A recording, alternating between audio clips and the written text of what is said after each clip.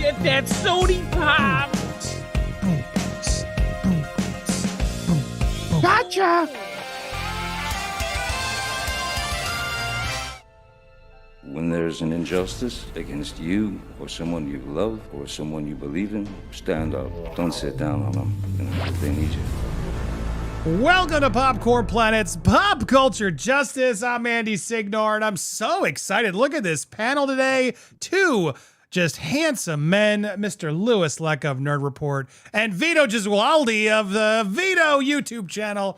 How are you gentlemen both doing today? I don't think you can use this like announcer voice for this segment, Andy. Oh, we're going to get right into it. It's this very is exactly serious, how I'd speak to Kanye. kind of a Welcome, serious- Mr. Ye. Hello, Such a Mr. pleasure Ye. to have Well, you you've on the been show saying here a today. couple. I hear you don't like the Jews. Would you like to carry on? God. Oh my God.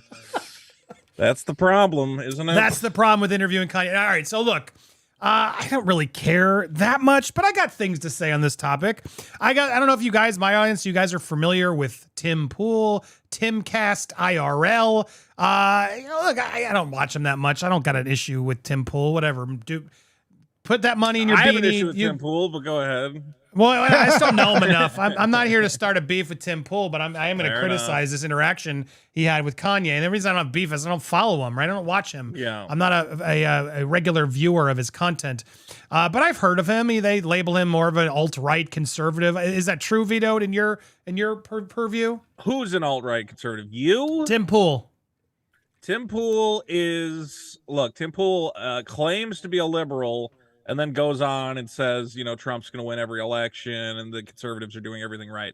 So he's this very weird snake in the grass centrist type who likes to pretend he isn't conservative, but then just agrees with conservatives. So on he's every single copying your issue. Twitter? Is that what you're saying, Vito? No, He copies I'm you? liberal. I'm No, legitimately Vito, a left-wing Vito, guy. Hey, shots fired, Vito. A lot of people say the same thing about you. I'm gonna say it right now as a friend. Love you. You're very logical. I do agree with your takes most of the time, Yeah. but yeah, I don't know. Tim Pool is definitely farther to the right than me, I would say. Well, and again, to be clear, this is what people label him. And people are already mad at me because I'm not saying he's alt-right. I made it fair. You guys don't listen.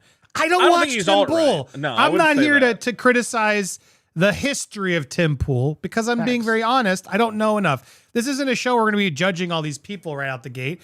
We're going to be sharing what we know, and we're going to be focusing on this specific interview is what I want to focus on because we can come at this with sort of, stranger eyes because we're not, as maybe Vito's a little bit clearly hates Tim Pool, but we're going to look at this interview because Okay, but look, I have when I don't hate him blindly. I have good reasons to hate him. This is okay, not, would you like to? Would you like to get it out of your system so you can share your bias right away? Why do you hate Tim Pool? Well, it's not, don't say bias. I mean, based put on it- the things.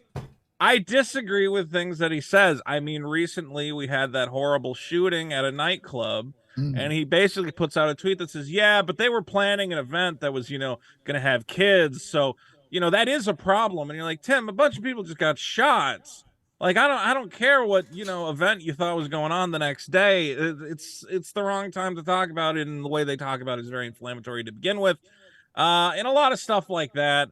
A lot of the, anti-woke and all the leftists are trying to destroy everything type of discussion from him. And I'm not a guy who loves political correctness, but I think sometimes these guys go too far. They do end up, hurting progressive causes, hurting, different movements, LGBT, Black Lives Matter, thing like that, all of which are very complicated things, but he seems to always come down on the negative side of it. And that's why I disagree with him. There you go. I'm asking my audience because, again, this is why Tim Pool interviewed Kanye West because he wanted the clicks to get the attention so people are talking about Tim Pool. That's how it works. So in one way, he already won, right? That's really how I think the goal of this show was. I'm asking you guys, are you a fan of Tim Pool? Yes, no, or never heard of him? 73% never heard of him. All right, so fair enough. Again, I'm not here to dish on Tim Pool. I don't really care. But thank you, Vito, for your insight. Louis, did you have insight to share quickly, or can we jump into this interview? I don't know. I mean, he seems articulate the few times I've seen him, and he does his point. He makes his point and stuff like that. I think we're too used to labeling everyone, if they disagree with one thing or another. I think they did the same thing to you, Vito, when you when you were saying jokes are funny over there at Netflix, that's another story. And I don't know. I mean, Vito maybe watches them more than I do, but that's it. That's all. So No Tim real Pool person is a YouTube, he's a podcast YouTube commentator, political and sort of culture commentator, and he's done a lot of he's successful. Vito doesn't like him, but I mean, a lot of people real do. quick, I'll give you like one of the videos on his channel right now is liberal women tend to be more mentally ill. Like that's the kind of stuff he's putting out. Okay. All right. Well, again, It's you're like taking it very context. politically I haven't heard his slanted. argument yet, Vito. So maybe. Well, what's the stats show, Vito? Pelosi humiliated by crowd, and Biden's gonna just like. I get it, Tim Pool. I get it. He's that. Yeah, I mean, I look and at then he yours, goes- and all you do is bash on the Galaxy's Edge Hotel. So I mean, That's different. The Galaxy's Edge Hotel is like whatever. He has his politics, and I don't agree with his politics. And I think well, there you sometimes go. he's Without getting into a the little politics much. of it all, Look. which I'm sure it's going to dip. We're going to dip a little bit. Let's get to his interview with Kanye. Yes, can we do that? So Yeah. here, all right. So he interviewed Kanye. Now we were joking the other day, like, would we want to interview Kanye? And I'm going to put it out there. I mean, like, I don't think I want to interview Kanye. Now, like, obviously, if I had the chance and opportunity, I'd really reevaluate with my team here, and we'd have to like settle on the pros and cons, because there's definitely pros and cons to interviewing Kanye. But I also think there's really no way to win, because as I see this interview with Tim Pool, like even his own audience turned on him. Like we're going to go through and watch it, but like what the basic spoil, too long if you didn't watch, and we're about to watch it. He storms off Too within long about 20 didn't watch. minutes. It's like a 2-minute clip. No, it's 20 minutes, his portion of it, 20 right? minutes It's a in, he 2-hour got video. in? And All right. 22 minutes in, Kanye walks off, and we're going to watch the important portions, but he walks off and sort of leaves Tim hanging. And his audience, Tim's audience, got really upset with him. Like, you didn't let him talk. Why'd you do this? You clown. You missed this huge opportunity. We're not here on your channel to hear you right now. You got Kanye. We want to hear him. There's a lot of like just everybody's arguing with Tim, where he's now made multiple other videos trying to like clear it up and straighten it out. And it's just Kanye clearly wanted spectacle. I do believe he was probably trying to create a stunt here. And there's more we're going to unpack on what Kanye's doing. But at the end of the day, I think they both look stupid. Both Tim and Kanye came across as sort of stupid. But in a way, I think Tim won just because we're talking about Tim. Like at the end of the day, he did get what he wanted, which was attention. And, he called out Kanye. And some people are excited he did that. So, mildly called him out. And some people are mad he didn't just let Kanye talk and say, look, we know your points, Tim. We've heard you plenty. The whole point of this was to hear Kanye talk. Yeah. And so that's sort of the summary of what we're going to go through here. And I'm curious as we watch it, what everyone's response is. But before we're about to start it, but look who's here. Steph, the alter nerd. How are you doing, Steph? Hello, everyone. Hey up. I'm not Hey doing up. too bad. How are you guys doing?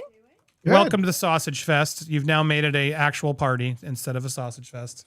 I bring my own sausage. It's all gooch. Good. Bigger good, than good. all of yours I could go- combined. I could go for some sausage right about now. I believe it. All right, real quick before we get into this, I just want to know, because like I'm very familiar with Kanye's current entourage of Milo Yiannopoulos and Nick Fuentes. Do you people know anything? And even Steph, I'm like, would she know of these people as their American political figures?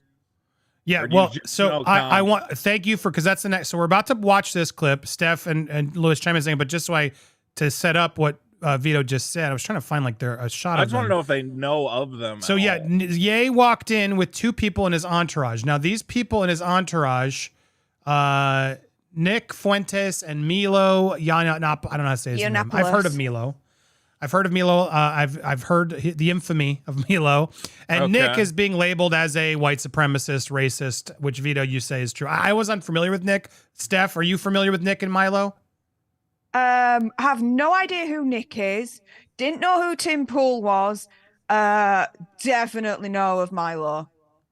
Okay, you do know Milo. Milo made a name for himself for a while there. Yeah. About I would say like 6-7 years ago, when he was like a professional troll, pretty much on Twitter. Yeah. But then he kind of like died down once, he got banned from Twitter and everywhere. So, yeah. Yeah. What- well, you wanna Milo educate us, Vito? Well, Milo, one of these alt-right commentators, was a gay man who was a big booster for Trump and the conservative movement in like 2016 or whatever else. Famously got banned from everywhere for saying comments against Leslie Jones, the Ghostbusters SNL actress, which were interpreted as racially insensitive. Yep. And now has claimed he is no longer a homosexual. He is a born-again Christian man who loves God and loves America and wants to see Kanye elected president. So, well, he also I don't know if you can know, trust this guy as far as you can throw him, but this Wikipedia also says he was advocating, that topic that we shall not say. Yeah. I've heard some rumblings about that. Yeah. About how, certain boys and men should be, if it's consensual, blah, blah, blah, blah, blah. Look, I've heard of, and he's had a, not the best history in my mind. Again, but I just sort of troll. Yeah, I've just personally just ignored him in my life, and so he is now out. I guess full story as we get to this. I thought I had this here. What's interesting is he's now apparently teamed up with Kanye, along with this Nick Fuentes, who want to educate us on Nick Fuentes. I've looked him up since I've never heard I don't know what you say about this guy. Nick Fuentes is the founder of the America First movement. Easiest way to put it is a white nationalist movement or Christian nationalist movement, which essentially says our country was far better when it was run by whites and Catholics, that we need to return to that sort of rule, firmly against gay anything, firmly against basically, he wants to turn the country back to what it was like in the 50s. Maybe a little nicer, but still he wants to dial back the clock and return America to being a white Christian nation. Or at least, he says, I'll allow people of different colors, but they have to accept that the white and Christian way of life is the correct way of life and adhere to our standards. Well, then why is he his thing? Why is he then walking in with Milo and Kanye, who is black? Well, because I guess Kanye is also, a Christian, claims to be very religious, and it's a theme in a lot of his work. And I guess he must be attracted to Nick Fuentes' claim that he wants to return us to a Christian nation based on Christian values. And I think Nick has dialed back maybe some of his more racist rhetoric. But again, Nick has always said, well, anyone of any color is allowed in my movement as long as they agree that the traditional, Christian nation birthed by our white founders is the best thing that ever happened to the world. And then there's the elephant in the room. Bizarre. Which is what the elephant in the room. What is that? Nick Fuentes is Mexican. That's true. He is. That is a big elephant in the room. But he's one of the, that's why these guys are so complicated, and they'll just turn circles around you. I'll say this: him and Kanye have very similar opinions on people of denying the Jewish Holocaust persuasion. Yeah, some of that and anti-Semitic views. And then Fuentes will always say in Europe and in the UK is actually a criminal offense. Yeah, it is. You're not allowed to deny the Holocaust in many countries abroad. Anyway, Fuentes is very complicated. And then, he masquerades as, well, I'm just a young conservative. And he tricks a lot of these politicians into going, oh, I'm going to go speak at this young conservative conference. And they don't realize that it's got very sinister people involved with it and a lot of trolls. Marjorie Taylor Greene has appeared with him and things like that. To sum up this whole story that you've teed it up, Kanye allegedly met with Trump for a dinner. And when Kanye showed up to this dinner with Trump, he showed up with white supremacist Nick Fuentes and Milo Yiannopoulos. Sorry, I don't know how to say his last name. That's pretty good. And now this, again, without getting into the politics, guys, I don't care, whatever.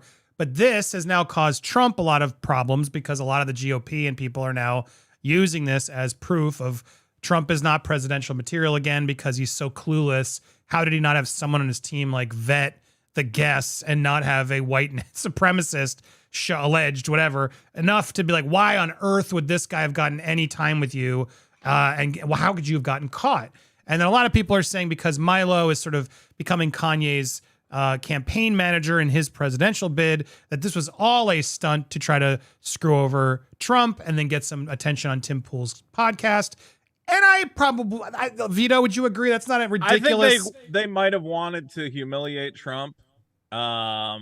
Nick Fuentes, I don't think likes Trump anymore after the January 6th.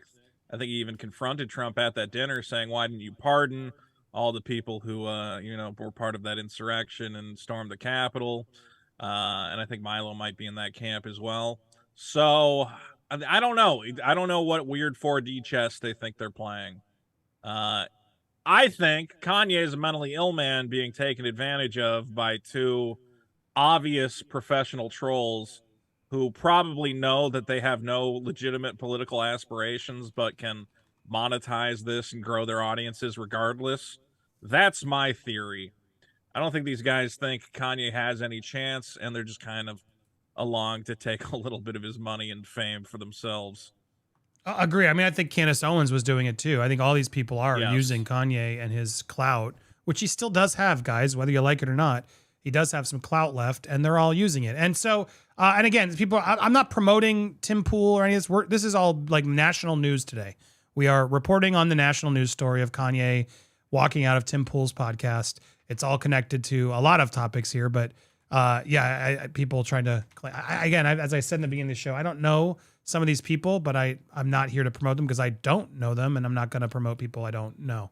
But I am going to report on what I've done some research here, and we have Vito and Steph and Lewis. We'll be able to give you our content, our insight on this content. All right, so here, let's get to this interview because I just want to had a good. While I don't want to promote Kanye either, I just at least relaxed and enjoyed yourself. Over the past week, there was a particularly big news story that's resulted in a continued news cycle, which is now going on for over a week, which is in many ways unheard of. But right now, because Donald Trump went to dinner with Ye and Nick Fuentes, among others, he is now being denounced by Mike Pence, several Republican senators, and for whatever reason, this story, for many reasons I suppose people have made, this story has persisted till today. And we are able to actually sit down with several of the individuals involved in that story, notably Ye, Nick Fuentes, and Malinopolis, of course, who made the dinner happen. It's my understanding, or at least got the. I had the dinner invite before I met Milo. Okay, my bad. There you go. So we're gonna jump right into this just story. overcomplicated it. Absolutely. So we're gonna start with that. There's a lot we want to talk about, apparently they prep. You know what, man? And the reason I'm sharing this intro, it's like you booked Kanye West. You're a site that you have all these people on. They're very, infamous people you have on. Okay, you're going to hear them out. Whatever. Then hear them out, or you're going to challenge them, whatever you're going to do. But my God, at least get your fucking intro ready and know what the fuck's going to do. And in a later intro, Tim did acknowledge that, they had some prep time. They talked about it. Apparently Kanye was different, he says, before. And then once they got started, Kanye got sort of played differently. Tim thinks this is all a stunt. But this is a very big story. A lot of people have questions about, how about what introducing, hey guys, we're live and look who's here, Kanye West. Trump's intentions, so why were certain people invited, and Trump, of course, has issued statements. So a lot of people want to know where he stands, and more importantly, what happened there and why. And there's also the questions about what work and what the first time Tim you mentioned is we have Ye himself. Would you like to introduce yourself, good sir? You did it. There you go. I think everybody knows who you are. Would you like to introduce yourself, Ye? How awkward is this already beginning, Vito? Tim Pool is a terrible host and entertainer. I don't understand it. Real quick. I don't think he's good at what he does. Andy, quick, that question, introduce yourself to the audience, is a question us reporters do on the red carpet when we don't know the actor. You'll see it down the red carpet. Thank you. They feed us a new actor that we want to be nice and we don't want to. But their PR person goes, hey, would you like to interview whoever? And then we go, hey, what's up? And we pretend we know them. Would you like to introduce yourself to the audience? So then now they're telling us who they are, and we don't know who they are. But now after they introduce themselves, we know who they are. But you don't do that for and Kanye, I just see a couple of comments. Don't dog on another channel makes you look jealous. Hello, This that's is what we do news. here. That's literally what we do here is react and give you our opinions. And everybody online's doing this because Tim Pool has made this news. I don't know who the fuck this guy is. I'm not jealous of him, but I'm gonna dunk on him or commend him if he does something right, or I'm gonna dunk on him if I think it's wrong, because that's what you're gonna watch here is our commentary on this news story, which is Tim Pool's thing. And right out the gate, I mean, like, he, clearly, you know, already getting lots of support. That's why he's doing this. Good on him. Get your beanie money. I'm not trying to fight with this guy, but my God, know who your fucking guest is when it's fucking Kanye, and don't be like, want to introduce yourself. You introduce him, dummy. Like, what the hell? And which you gentlemen would like to introduce yourself? Nicholas, please. Hi, yeah, I'm Nick Fuentes. First time here on the Timcast. Thank you for having me. Absolutely.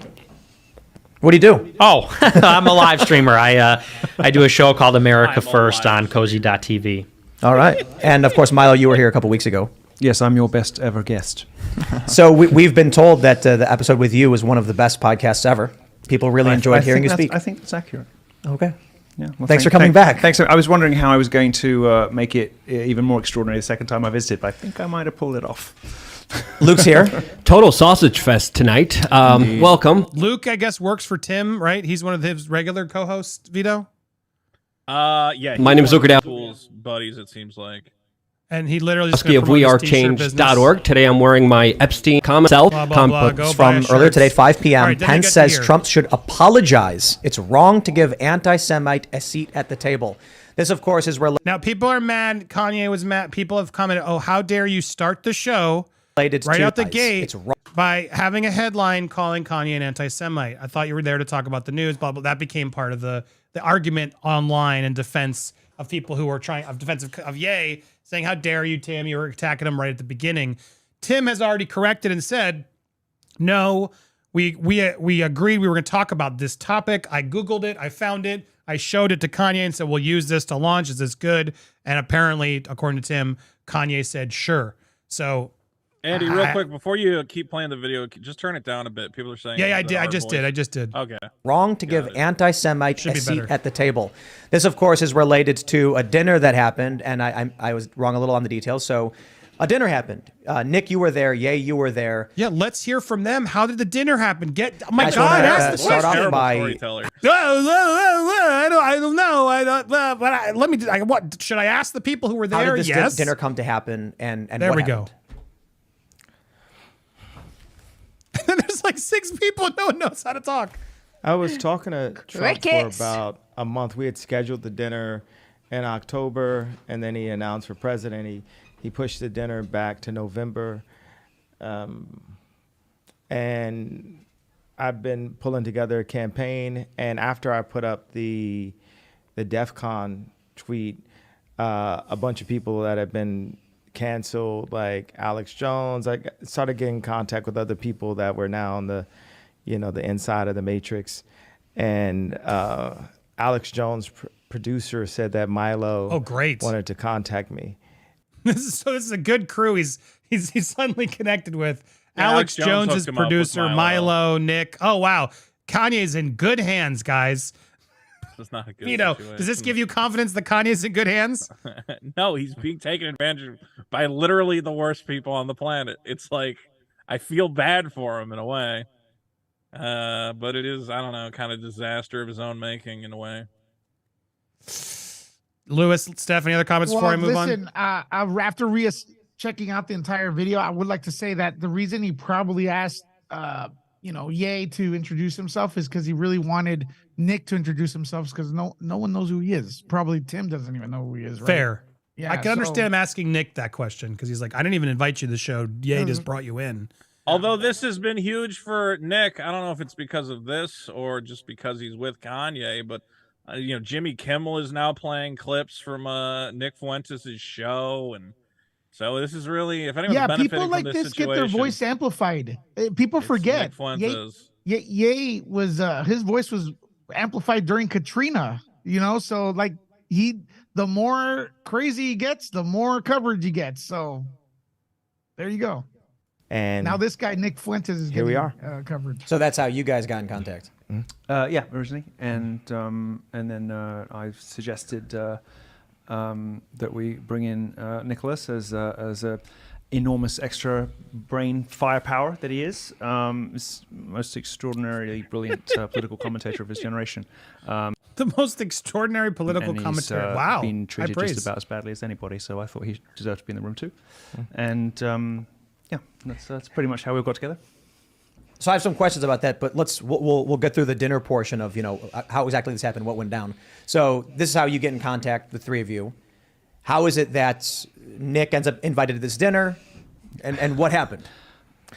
Well, he was rolling with me. I was impressed with Nick, and I was like, just come to the dinner. And we had Karen Giorno pick us up from the airport. And there was a lot of back and forth. There's another gentleman named Jamar Montgomery that was with us. He's an engineer at Boeing, and I'm telling him we should raise everyone's volume. Okay, cool. And we sat there, and it was like when Trump came in, I said, do you want to sit alone? He's like, no, bring your friends in. So a big thing is like Trump had no idea who Nick Fuentes was. But this whole, I just got to go right to the heart of this anti-Semite claim that's happening. This is something, if you read the definition, it says you can't claim that there's multiple people inside of banks or in media that are all Jewish, or you're anti-Semitic. Vito. And that's the truth. Like, it's the truth. What are we talking about? And well, elaborate. What do you mean? Can we just Google that right now? Meaning of. Please do. Hang on, when I can bloody well Antisemitism when you say there's a lot of banks and I mean, to Tim Pool's credit, because I've done, to Tim Pool's credit, Kanye is bringing it up. Kanye now has decided, instead of talking about the dinner and the things that Tim's now attempted to direct it to, Kanye's made a point to bring this back up and then defend himself, where it's like, why? What? That wasn't even what we were just talking about. It's very strange. What did you find, Steph? So, essentially, Oxford Languages, the Dictionary of Oxford says hostility to or prejudice against Jewish people. Not within like a specific kind of scenario as what Kanye was like going for. Well, he seems to say that's not what I'm doing. I'm just saying that if I look at the banks and I count how many Jewish people there are, and you're like, yeah, but why are you doing that? What are you trying to say about that? What is this is so bizarre. It's quite bizarre, but how bizarre? How bizarre? How bizarre? How right, bizarre. Harry, let's continue. I'm saying, like, I've been labeled anti-Semite, right? So yes, because you are.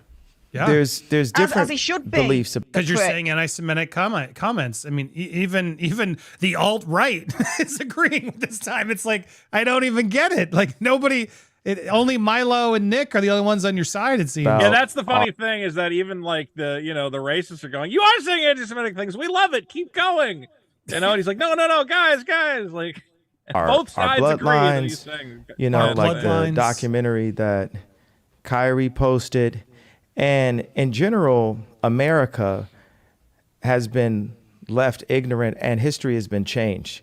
So when we start questioning things that question the indoctrination, then you immediately get, you said debanked, or what did you say happened to you? Or demonetized, deplatformed. Demonized, demonetized. And what's so beautiful about this time, so weird hearing Kanye West now like talk about getting demonetized on YouTube and stuff. It's like he's just And in fact, I want to go there right now. In fact, I was going to save this, but this was the funniest thing I saw. Kanye really went from clubbing with Jay-Z and Pharrell to getting hibachi at a suburban strip mall with Nick Fuentes. I'm not gonna lie, I saw this picture and I'm like, I could go for some strip mall hibachi. Like I was like, it does look good. I mean, Talk about it, how far one's fallen. Like, Jesus. No, a strip mall is just in Outside America mall. like a block of stores on a street, basically. Okay, and what's hibachi? Like, Hibachi is when a Japanese guy cooks the food in front of you and flips it on a little grill. I mean, any guy can do it. Don't be racist, Vito, but it is Japanese. It's a Japanese word. I mean, it's a Japanese form of cooking. They make the volcano onion. They chop and make you teriyaki and stuff in front of you on a big hibachi grill. Cute. Okay. It's very good. It's very yummy. But anyway, this just looks like the moment where he realizes, what the fuck am I doing? I'm going to Benihana after this, I swear. All right, but anyway, so yeah, this is where we are now. Kanye. Okay, Kanye. Is everyone got to see what's really been happening. And now we can really understand. We can see that Ron Emanuel was right next to Obama, and then Jared Kushner was right next to Trump. Oh, so we're getting right into it, I guess, right? I was hoping to go for the news first before we got into all of this stuff. I think the issue is one way to put it. Now, Kanye didn't ask his opinion. I do have to call it, like, Tim felt obligated now to challenge Kanye. And that's really where I think the argument comes about for the viewers of Tim and online and et cetera. And I'm curious where you stand, Vito. And I'm going to go to Lewis and then Steph, but we'll go around the bend here.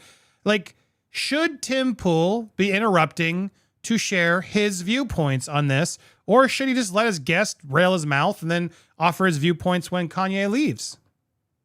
There's a couple things. One, Tim is clearly nervous because he knows YouTube has rules. And he knows if Kanye goes like too far in one direction, he could get his channel in trouble. So I think there's a part of him that's trying to police the conversation and make sure it doesn't get straight into the realm of hate speech. That being said, I think this is why Tim Pool is a terrible interviewer and host. I am deathly fascinated to hear what Kanye is thinking, how he hooked up with these morons, what they're thinking. The last thing I care about is Tim Pool's like milquetoast opinion on, well, the way I look at it is, yes, he should have realized what his audience is here to listen to and kind of just paved the way for Kanye. And yeah, maybe occasionally steer him back on topic, but it kind of feels like he's about to monologue here, and who cares? I don't care about Tim Pool's opinion. I want to know what this trio of goofballs is thinking. Lewis? Yeah, it's Tim Pool's show. His rules, they could change on the fly. He may have not done it right, like Vito says, but he wants to disassociate, like, what he thinks is probably a crazy person.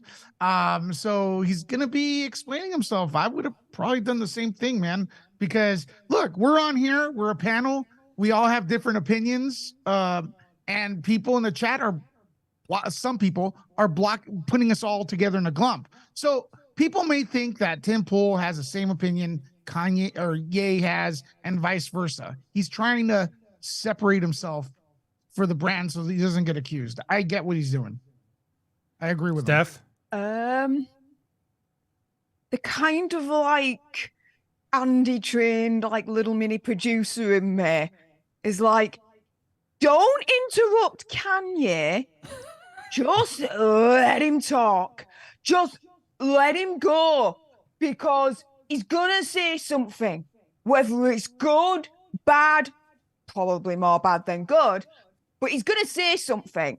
Let him do it, because then that's gonna completely go viral, hit the press, and then your name's gonna be more in the media. It's gonna go viral, this, that, and the other. So just let him go.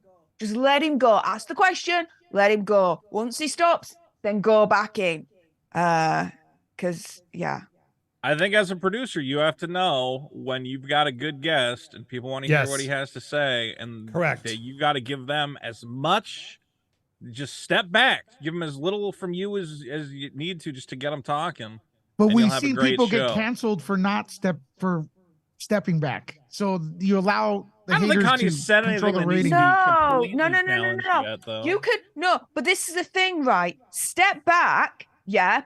Let him run his mouth. Yeah, he's gonna say what he's gonna say anyway. You're not gonna be able to control Kanye, right? No one can. Not ever think Kanye can control Kanye, right? So he's gonna run his mouth off regardless. You sit back, you let him do it, and then once he pauses, you go in and you either say, yeah, I agree, or no, I disagree because of this. So what's your view on that instead? So there's a way of being able to step back and let him run his mouth without them being cancelled for it. See, like right now is the perfect opportunity as a host. You got to let everyone speak, right? But then you also got to try to like pull the reins on the show, because right now I want to continue to play the interview and keep moving forward. Because what happens in these podcasts, as someone who now does them a lot, if you just let people talk, they'll never stop. They'll just keep talking and talking, especially when you got 4 people around this table that they did, right?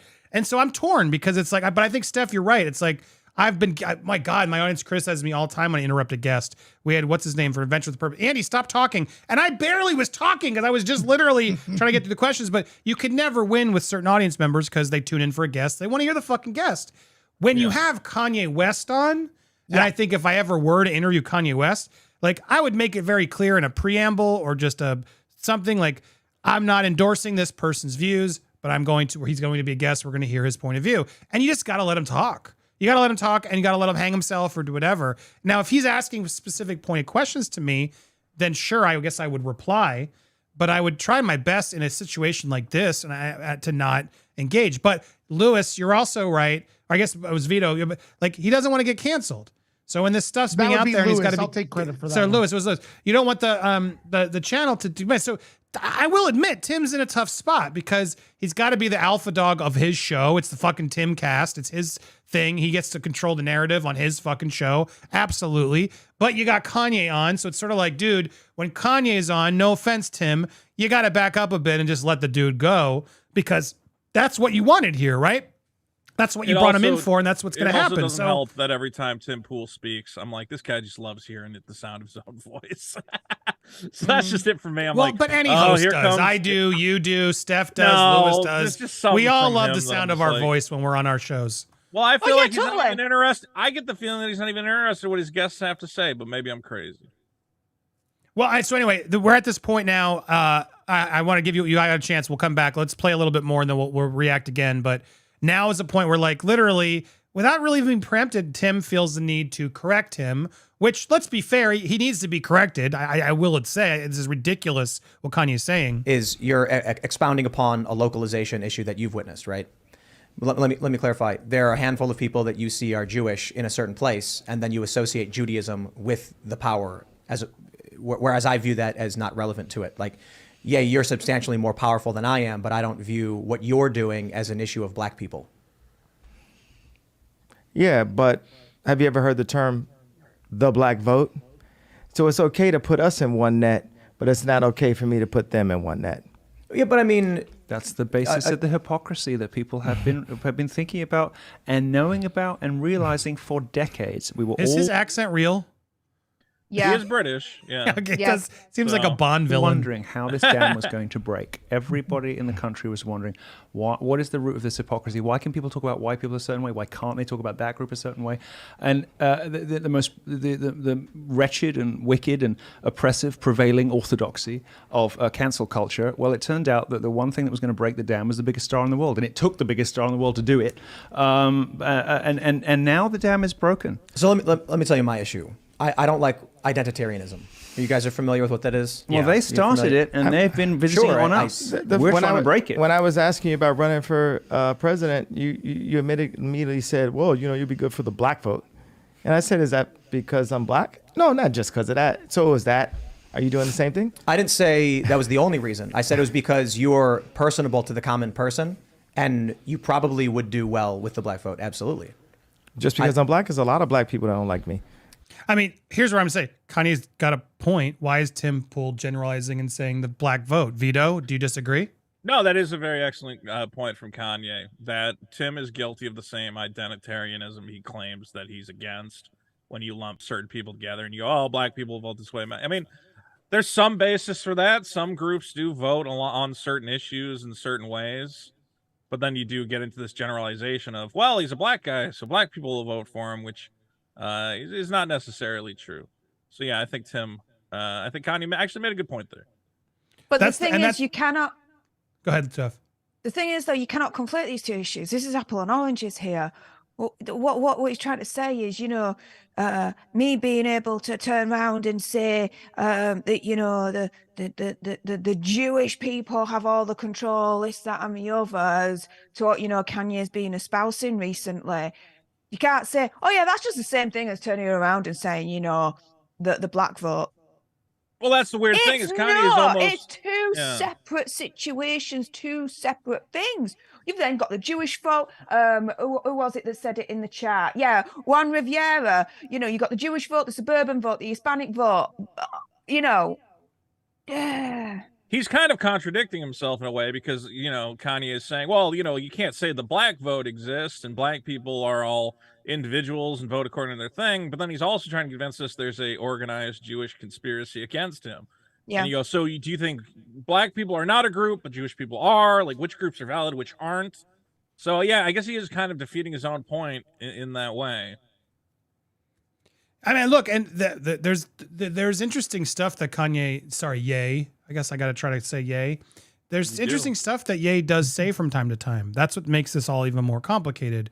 What's frustrating is, like, even if you wanted to sort of say, look, there's a large population in the Jewish community of people in Hollywood or whatever, you could say that and probably get away with it, but to then jump to saying they're all the ones who are controlling everyone and they want he goes to this weird place where it's like, you could also try and generalize, yes, well, there's going to be a larger population of black people who are going to vote in this area, so that vote, there are ways to do it, I think, right? But it seems like there's a negative way they're doing it, and Kanye is immediately jumping to, which is the definition of anti-Semitism in my point of view, the hostility and prejudice to say they're keeping me down, they're doing this with intent and malice to make sure I'm, that's where I don't understand why Kanye's still owning it. It really does feel like he thinks there's a secret Jewish cabal who's in control, pulling the strings of what's happening to Kanye and the rest of us. And I'm sorry, I don't know. I think that's absolute bonkers. I mean, I always go, Kanye, if there's a secret Jewish cabal, then they all work together to make you the most popular black entertainer on the planet. Why do you think that they hate, they don't like you now because something at the Gap happened or your shoe deal? Yeah, exactly. What was the turning point? Exactly, because he was a billionaire. If they were in control, why would they have let him get there? I mean, he was getting mad because, was it the Gap he had to deal with? And then they were putting out t-shirts that looked too close to his t-shirts. And he's like, you're knocking off my brand. And it's like, man, that's just a little tiny disagreement. I don't think it's an organized conspiracy of an entire race against you and the rest of your people. It's very bizarre. Anyway, that's where the rub. So Tim is making a point to try to challenge, but then Kanye is challenging back. But that where Kanye is missing the point is but you're not just generalizing and saying, it's generalizing is the wrong word. You're not just saying, right, that it's there's a large proportion of people in Hollywood or that are Jewish, which I guess one could say. I don't even know if that's what the statistics of that are, but I think that'd be slightly better than what Kanye is actually saying, which was that they're actually in control and they're keeping me down, et cetera, et cetera. So the black vote is an interesting cross promotion in my point of view, but it still doesn't. It's not a fair comparison. Of course, I think race plays a role in a lot of things, absolutely, and I think that's for. I think the construct of race has really been forced upon us as just something for us to be woke about and just constantly talk about and use it as these walls. Could you say the same thing about Judaism? Well, let's look at the facts of what I'm saying, though. If you say in this neighborhood where they gerrymander, there's this amount of time. So, hey, I wasn't doing that. I was just gerrymandering the lawyers and the Hollywood executives and the people at the bank that debanked me and then froze my accounts. It's we want to jump into protecting the idea that we can't put a net around something, right? But that's been my job as a producer, to take, a Roy Ayers sample and put a James Brown drum and put it within a 2-minute, 3-minute song. That's the way I actually think, and that's the way I talk. And now this morning I found out that they were trying to put me in prison because what they did was I moved $140 million into. So he goes off on a lot of stuff. Let's get to there's a You're not going to take, if we can't, you're not going to take my pain away, right? The Jewish people say it's the Holocaust, this happened, and you can't say anything about it. We can't take their pain away. No one's going to denounce the fact that they tried to lock me up. That's what, because every time I'm just holding stride, and it's like, I thought I was more Malcolm X, but I find out I'm more MLK, because as I'm getting hosed down every day by the press and financially, I'm just standing there. And when I found out that they tried to put me in jail, it was like a dog was biting my arm, and I almost shed a tear, almost. But I still walked in stride through it. Yeah, I think. Hold on, sorry, I got to pause. We're gonna hear Tim's reaction. But did he just compare himself to Martin Luther King? Yeah. Yeah. Bro, he compared himself to Malcolm X to a certain extent. Do you remember what his recent quote where he compared himself to George Floyd? He said, I now know what it's like to have a knee on my neck. I'm like, oh my god. After saying the knee wasn't on his neck, right? Yeah, he's like all over the place. This man is a nut job. Oh my god. Unbelievable. All the stuff that he's pivoting from. And then I almost cried, but I didn't. He's the victim, as always, right? That's what's happening. I think they've been extremely unfair to you. Who was they, though?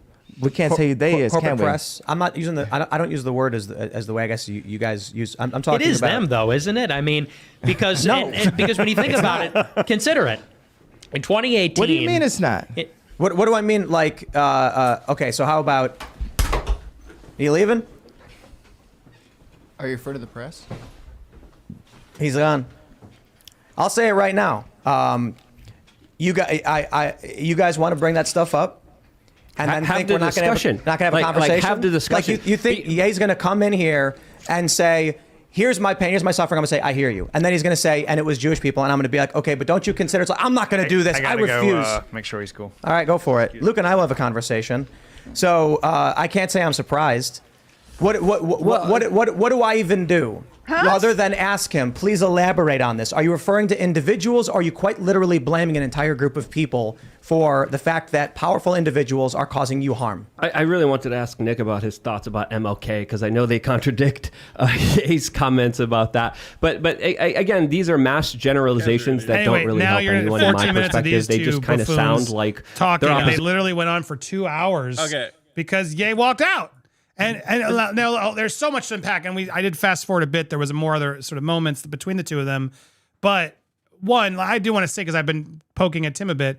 What the hell is Kanye walking off for? Like, you can't handle this conversation? Like, what? This is like literally what he's supposed to be all about, right? Is like having the conversations. He wants to run for presidency. You can't have a conversation with these podcasters who are very mildly pushing you back, like mildly pushback. You can't just be like, what? He could have easily said like, all right, I want to discuss, let's move on. And I bet you Tim would have been like, fine.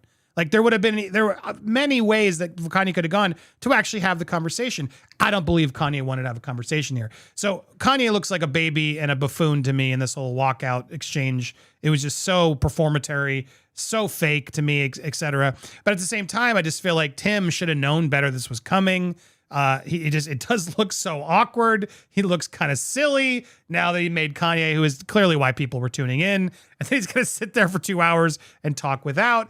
But then I come back to my original thought of, well, Kanye came, Kanye was there, he got the press that he wanted.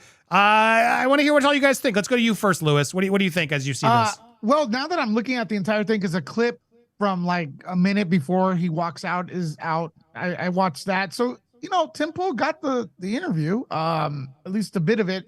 It's an epic fail for Ye. I'm sorry, even if whatever people's stance or whatever, it's an epic fail. He's trying to run for president, supposedly, which this entire thing shows me that he's just trolling, because the first thing they tell you during a debate is not to walk out, because it shows that weakness, right? He lost. Yep. He lost to Tim Pool. Tim Pool didn't do anything wrong here. I don't know. Maybe I'm missing something. Ye wanted Tim to accuse a certain group, and he said, I don't roll that way. That's what I got out of it. But what everyone's missing is that it looks like Ye stole the headphones. He walked off with the headphones. That's what I was worried. I would be like, give me back my headphones, bitch. So if he walked off with the headphones, that's That's he did pretty steal crazy. a package of cookies, they said, before On he the way left. out? He left. Apparently, he also left his phone on the table because he comes back. I think a few minutes later, just someone makes him has to go get his phone awkwardly. Vito, go ahead. What do you think of this walkout? Well, let's be clear. Here's the reason I think Tim Pool is a bad host. Is you're gonna have people on the show who are temperamental baby celebrities, who are not hardened debaters or whatever else, who might get emotional and storm off. And your job is to produce a show, not to be the biggest man in the room. So yes, maybe Agreed. Ye acted childishly in running off, but if you're Tim Pool and you really care about the audience and you really care about giving him a show, the first thing you do is you go, hey, hold on. Let's not get too carried away. Yay, let's talk this out. I would get up. I would follow him. I'd go, can we talk about this? Let's get back on track. I'm not trying to offend you. And for the sake of the audience, for the sake of the show, the problem is Tim Pool has a big ego. He wants to be the biggest man in the room. The show is about him. It is not about the guests. And that's kind of what I don't like about his format and his show, is that it feels like a performative stage for him to try and be the smartest guy in the room at any point in time. Whereas if you just sacrifice a little of his ego, I compare it to like a Howard Stern. Howard Stern, if he has a big guest, he's not going to try and pull rank on the guy or, outshine the guy academically. He's going to step back and let the guy, even if the guy's crazy, be crazy and make a great show. And I think Tim lacks that ability as a showman, as an entertainer. He's too obsessed with, Kanye insulted me. Well, I didn't do anything wrong. Who cares? You have Kanye West on the show. Go get him. Run into the kitchen. Give him $100 to get back in the seat. I can't believe he let him walk. He let him walk off. He put up no resistance, and I think that's one of his downfalls as an entertainer. I mean, he's very popular though, so what do I know what I'm talking about? No, Steph, I'm going to you next, but just to agree, I absolutely agree. He should have walked off after him and said, "Guys, sorry, Kanye. It's like his job as host there to have a guest there is to, you don't want to. I mean, unless the guest is really starting to be aggressively attacking you and your hosts and your audience and being a scumbag, then sure, then you can get defensive and call him out and screw him on the air, right? But yeah, in this situation, you've invited a guest to your show. You know it's going to be controversial. You know it's going to get heated and divisive. You're supposed to be the better person, and if you want to share your commentary on it realistically afterwards, well, then go for it, right? But he should have gotten up. He should have followed Kanye. He should have had that private conversation, like, "What's wrong? What did I do? Can we fix this? Can we move on to separate topics? Like, come back in. Let's talk about your policies." Like, there would have been. And then if Kanye still said no, then Tim could have come back and be like, "Listen, guys, I tried. I don't know what's going on. I don't even understand why he left." Like, it would have been such a better move and made him look better. And so, I do think Tim dunked here, and that's why I think both Kanye and Tim ultimately lost this interview. It just looks like two clowns bickering. His ego Steph, is too big. He's too worried about being both of their egos, right? Yeah. Steph, what do you think? Firstly, Kanye West brought it up about, the whole anti-Semitism situation. So he can't be that then surprised if he's going to bring it up, that he's going to be questioned and ultimately challenged, right? He's all about, challenge the status quo, challenge ideas, challenge. Yeah, when someone's then challenging his ideas, his status quo, even like by a small margin, because Tim Pool did not go in on him. Not at all, right? He then walks off. What the frick? Yeah, Tim Pool could have gone back to him and been like, what can we do to make this better? Blah, blah, blah, blah, blah. But then at the end of the day, the way that you guys have just been talking about it, in a way, he would have to kind of compromise. Like not his own belief system, but compromise himself as a host, as a producer, to basically then turn around and say, okay, well, what do you want to talk about? Where are the no-go areas? We won't talk about your anti-Semitism then or whatever. We'll talk about something else. Like, Tim Pool then would have had to compromise his own integrity on his own damn podcast. Because Kanye would have turned around and said, he would have been an absolute diva and be like, right, you want me back on? Then this is what you would need to do. it would have to had to compromise his integrity. So in a way, actually, for Tim Pool not to go after him and just carry on as usual, I think actually was the better play. Yeah, I mean, interesting. And people are saying, Andy, you would have never walked off after Kanye. I mean, the reality is I wouldn't have had him on. I don't think I would have done this interview. And if I had, I would have had to accept the fact that I'd have to respect him as my guest. And that's part of the reason why I struggled. And we were even asking yesterday, would I want him on? Because look, I do feel for Tim in that, like, you want to call out this anti-Semitism. You don't want to sit there and allow him to keep repeating it, right? So I get the dilemma he's in, and good for Tim for not just letting him spout it. But at the same time, I do understand the commentary and complaints of like, dude, you got to let him talk. You are promoting him. He's here. Like, let him talk. And then if you want to share your commentary, you can afterwards. And I do think he did a disservice to his audience by not trying to bring him back. I'm not saying he has to go apologize and grovel, but as the head of the show, unless he has got a really good producer behind the scenes, which maybe he does, Vito, right? That could also be, but I'd at least want to make sure, like, Steph, like I would have probably gone to you and said, Steph, can you please go talk to him while we keep the audience going? You know what I mean? Like, I would have done something, I assure you, behind the scenes somewhere to be like, can we get him back? Like, that would have been, I promise you all, because I would want the views. Like, the more Kanye's on, the better. Like, I would have done everything in my power to bring him back in and be respectful of the guest. And then if it doesn't work, then sure, then I can start getting defensive or call out the ridiculousness. But I don't know. That's where I stand on it all. Like, but who knows? It's hard to know until you're in the situation, clearly. And I do feel like Tim was in a pretty rough spot there. How do you, right? Do you criticize and condemn, or invited on a guy he knows is mentally unstable, like, and then he gets all surprised that guy is a little sensitive and starts trying to big man him. It's like, listen, you knew with the guest you were bringing on, work with him, make some effort. But he seems to think, well, I wanted an entirely rational conversation. Well, you're talking to an insane anti-Semite and his two loser sidekicks. So you have to find a way to make that work. All right? And now is not the time. You knew, right? You knew what you were signing up for, dude. Yeah. And if you want to make yourself seem like the smartest guy in the room, the best thing you can do is keep them talking. Let them say more stupid shit and very calmly and rationally be like, well, I just, push back a little bit. Exactly what I said earlier on, Vito. You don't interrupt him. Just let them crack on. Because when you've got a guest like Kanye, guys, for better or for worse, he says some absolute evil shit, don't get me wrong.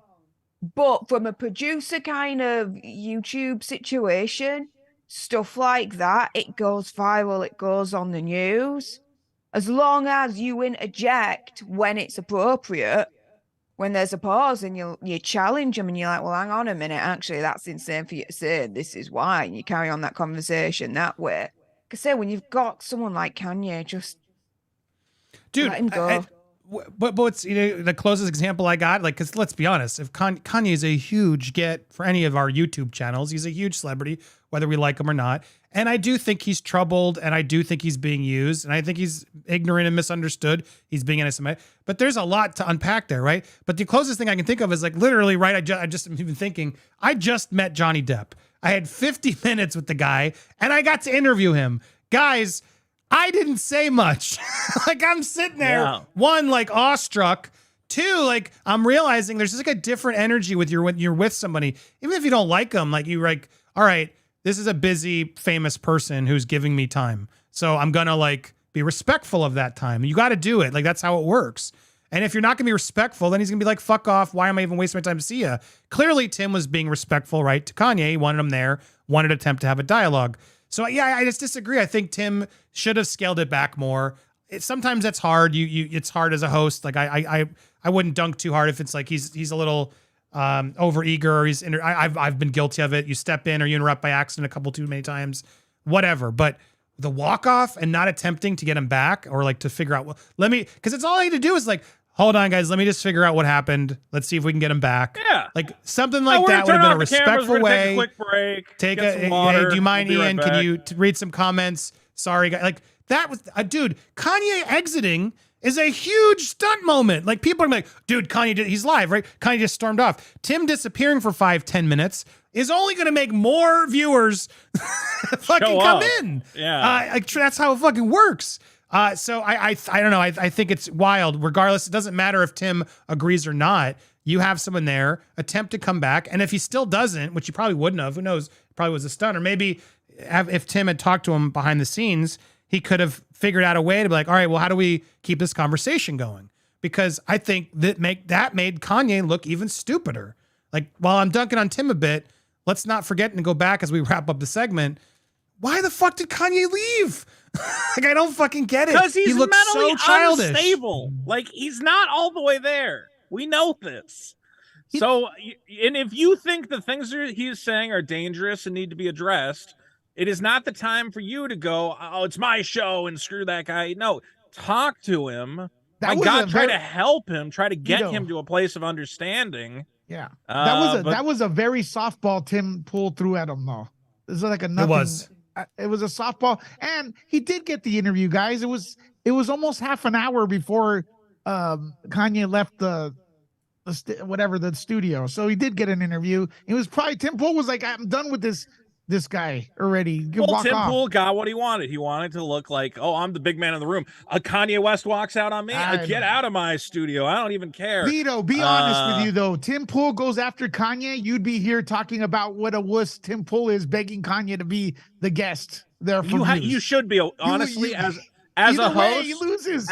No. Here's the problem. As a host of these types of shows, you should be a little bit of a wuss.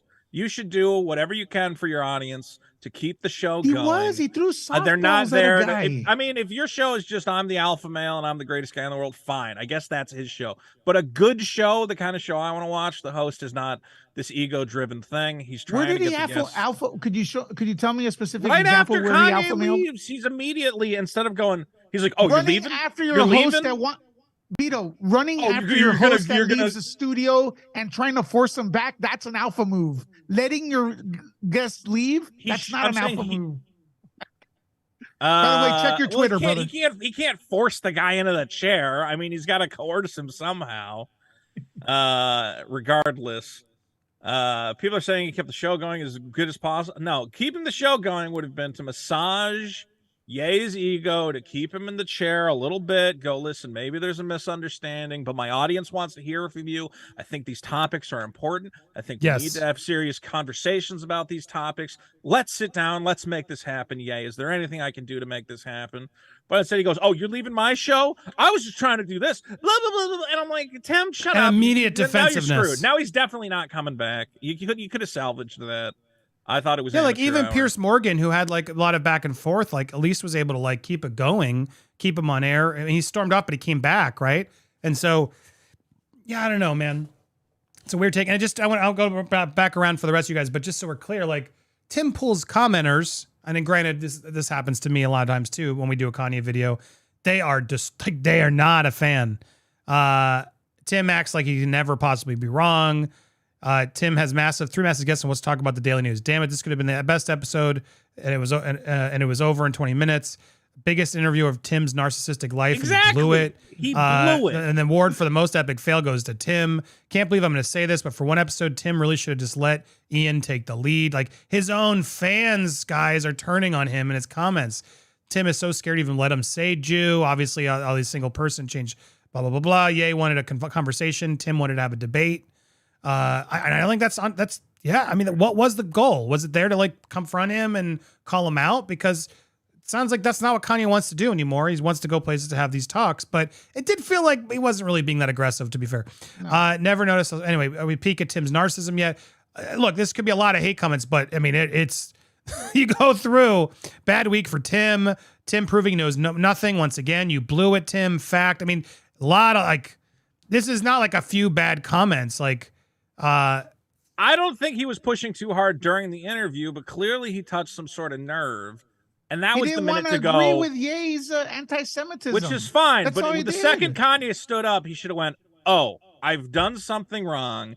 My audience is so excited for this interview. I'm a real entertainer. I'm going to bring them a real interview. Let me do everything I can to make this work." But instead, he Yeah. immediately got defensive, and it looked embarrassing. It was 20. To be fair, it was more than 20 minutes in, and it was a softball, and he wanted to separate himself from the nutball. That's what he was trying to do. Which was silly. I would have done everything. I would have went, Kanye, what do you need? You need a You would have, man, milkshake? but- You need a back rub? Come on, let's make this happen. That would have been funny. Well, that's but- what his audience clearly wanted. His audience is screaming at him. They're like, how could you let him go? And I'm kind of there with him. I'm like, how did you? Well, You're look, never if gonna I'm get gonna him back. do it, if I'm watching Do the it. Vito show, the back rub Yeah. thing would work. Tim Pool, it just doesn't. Because I'm go a with nice him. guy. Tim Pool is a little beanie wearing Neanderthal. And Nothing you know, wrong that's with the bald guys difference in our wearing shows. Check your Twitter, brother. I checked, yeah. You're welcome. Anyway, Thank you, so sir. yeah, and there was because Kanye had a really long interview, and I thought it was a much better interview with Lex Friedman. And great. if you really want to get an interesting conversation, like Lex was respectful, pushed back from time to time, but is really smart. I will give him that.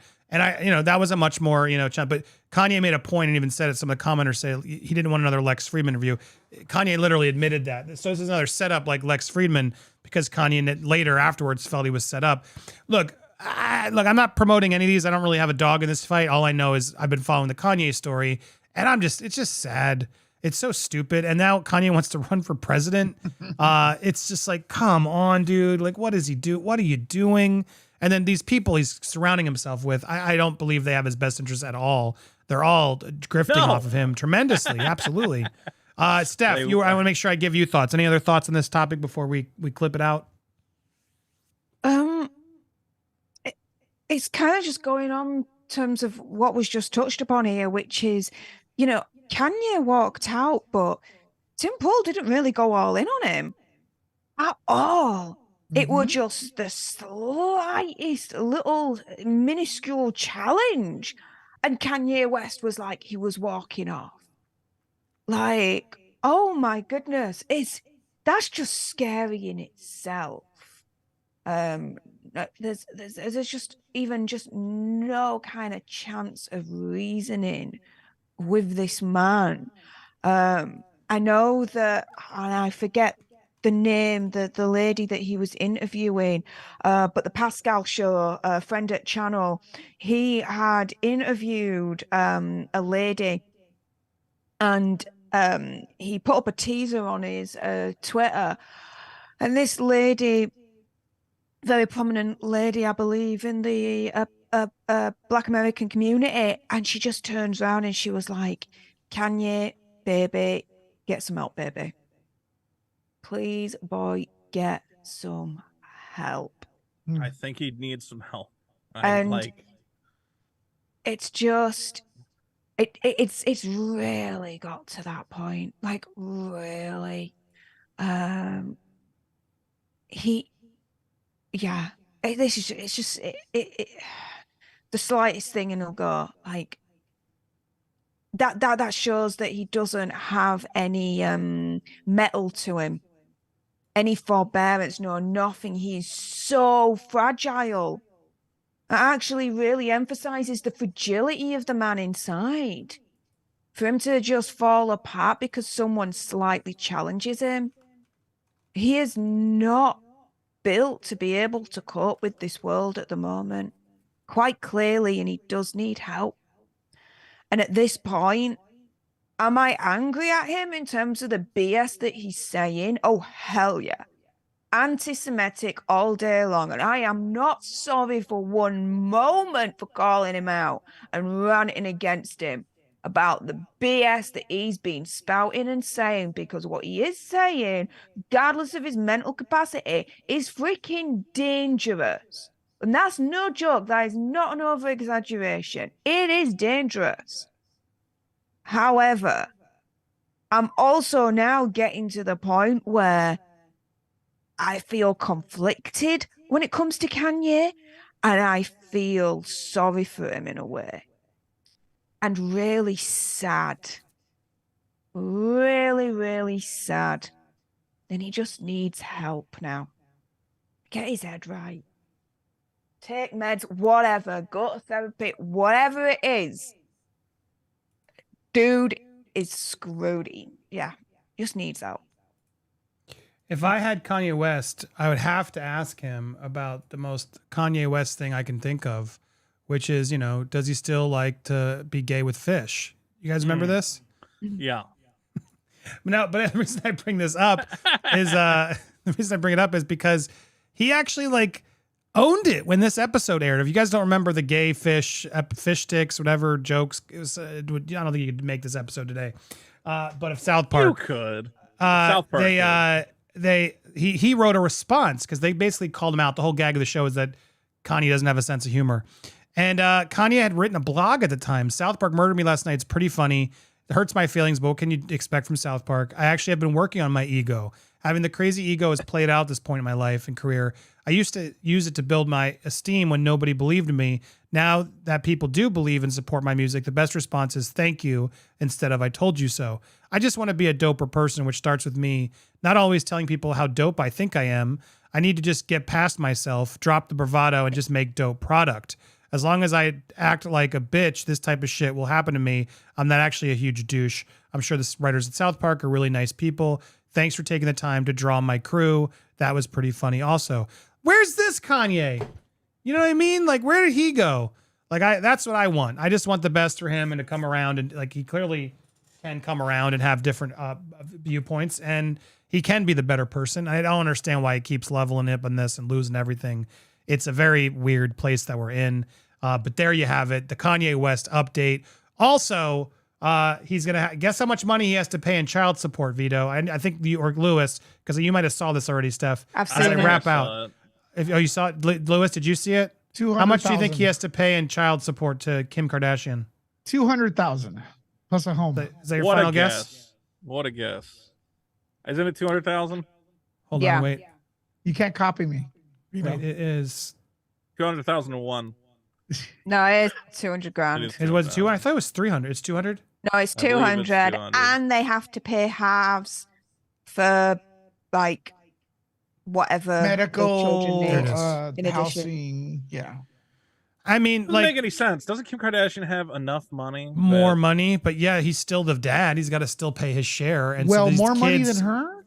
Well, what's crazy is these kids need to make $200,000 a month. What is that? 2 point. How many million is that? It's wild. But I mean, they have money, so I feel like child support should be capped at a certain point. 2.4 million a year for the kids. Where they at? It's also a lot of kids. Don't they have 3 or 4 kids? Man, I wish I could get $50,000 a month for being Kanye's stupid kid. Jesus Christ. Where was this? Where did they get? This is crazy. Where did they get divorced? Where was this verdict? Probably California. He didn't show up. California. So what they do is they check your 4 income. kids. They check 4 your kids. income. Excuse me? It's 4 kids, so that's $50,000 a kid. I think if either parent is making more than $1 million a year, there's no child support. This is silly. It's silly. No, I mean, Kim Kardashian's kids are expensive because they got the lifestyle. Why? And Kanye makes, he did make more money. But he should be obligated to pay for his kids. It is interesting to see how much. But yeah, I mean, he's got so much money. Yeah, the kids should get a piece. I support this. Now, spousal support, that's a whole nother debate. Like the Kelly Clarkson, the ex-husband of Kelly Clarkson, who made $1 million a month because he was married. Like what, dude? He deserves it. And then it goes the other way with women too. If it's going to the man, I got no problem. Sometimes the spousal support. Now that's a debate I'll have with you because it's like, really, you need $300,000 a month just to not work, and you're capable? Like what? And it's forever. He inspired her to write those songs. She wouldn't have been able to write them without him eating Cheetos and going, "That one sounds pretty good, babe. Write that one down, babe." He wrote half. He basically it's like half the work. Half the work, yeah, my ass. Anyway, what kid needs $50,000, $100,000 a month? It's nuts. Mm-hmm. Yeah, it's a lot. Anyway, there we go. Congrats to Kanye's kids. Kelly Clarkson pays like $250,000 a month toward her ex-husband, Brandon Blackstock, which hit the news at the time because she couldn't have wrote those songs without his moral support. Yeah. Hey, he did like Probably 60% of the work, if you think about it. Clarkson will also. Oh, come on. Fuck you. Don't you have an ad blocker? I just had it. Stop. You're supposed to be able to load it and then stop it. That doesn't work anymore. I just had it. Fuck you. Plug it into archive.org. Do you know that trick? It doesn't always work. Trying. Yeah, I know. Now it's like I'm alive. Fuck you. Not Point is, guys, writing music is easy. Putting up with a singer, that's the worst. Oh, Jesus. I love when Internet Archive. It's like, sorry, we didn't archive that one. Then why is it on your list? You might have grabbed the wrong link. Who knows? They always have those weird extra links. 1.3 million in divorce settlement. Additional 45 a month, and the pop star will probably have to pay an additional 45,000 a month in child support for their 2 children. It's not enough. She should pay more. Ugh, Brandon Blackstock really cashed in. That's the dream. He got a one-time tax-free payment of 1.3 million. So she's like, I'm done. I want you out of my life. And there's an ongoing monthly child support for the 2 children, 7 and 5-year-old. Oh God, she's got a long way still. Also agreed to joint custody. Both children will be vaccinated against COVID. My God, what is none of my damn business? The former stepson of Reba McEntire. There you go. He's also the manager of Rascal Flatts and Blake Shelton, or has managed them. That's Probably awkward. They were all voice judges. Jesus. Yeah, I think he's probably exited all that. Now he's just living off that Clarkson money. Yeah, Kelly Clarkson. Good for him. Also, this just breaking news. Sad loss. Fleetwood Mac's Christine McVie died at 79. Wow. She's co-singer, keyboardist of Fleetwood Mac. Passed away this morning in a short illness. But there she is with Fleetwood Mac. Legendary band. Sending her family our wishes. Condolences. Best wishes and support. I'm going to go through your comments now as well, guys. Yeah, friends, send in the love. Let's get the likes up. Only 600. We have almost 2,000 people watching. It should be at 1,000. Maybe we can get that up. She said back in a minute. We'll have her back in a minute. I love Stevie Nicks. The trailer for Cocaine Bear dropped. I'd play it, but I know we're going to get dinged. But all I will say is, bravo. Is that based on a real story? Is that a real thing? Bravo. Okay. Cocaine Bear looks great. Also, I didn't get to do my review last night yet. I'm going to try to do it tonight. I guess to get it out tomorrow. Sorry, I'm just late. But I saw Violent Night, the new Santa action comedy. Yeah. Oh my God, I loved it. I loved it. Loved it, loved it. Wow. Violent Night, starring David Harbour as a Santa Claus. It's like, imagine if they made Home Alone, but as an action movie for grown-ups, rated R.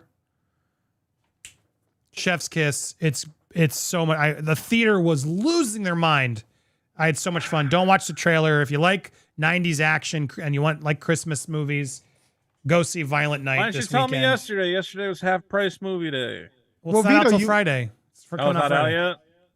Vito, you want to be my guest tomorrow? I'm going to be at the TCL Chinese Theater watching it at 5. Violent Night. It'll be you, Amy, and I, and then we're going to get people's reactions of the film. Andy, give me the idea. I might do that.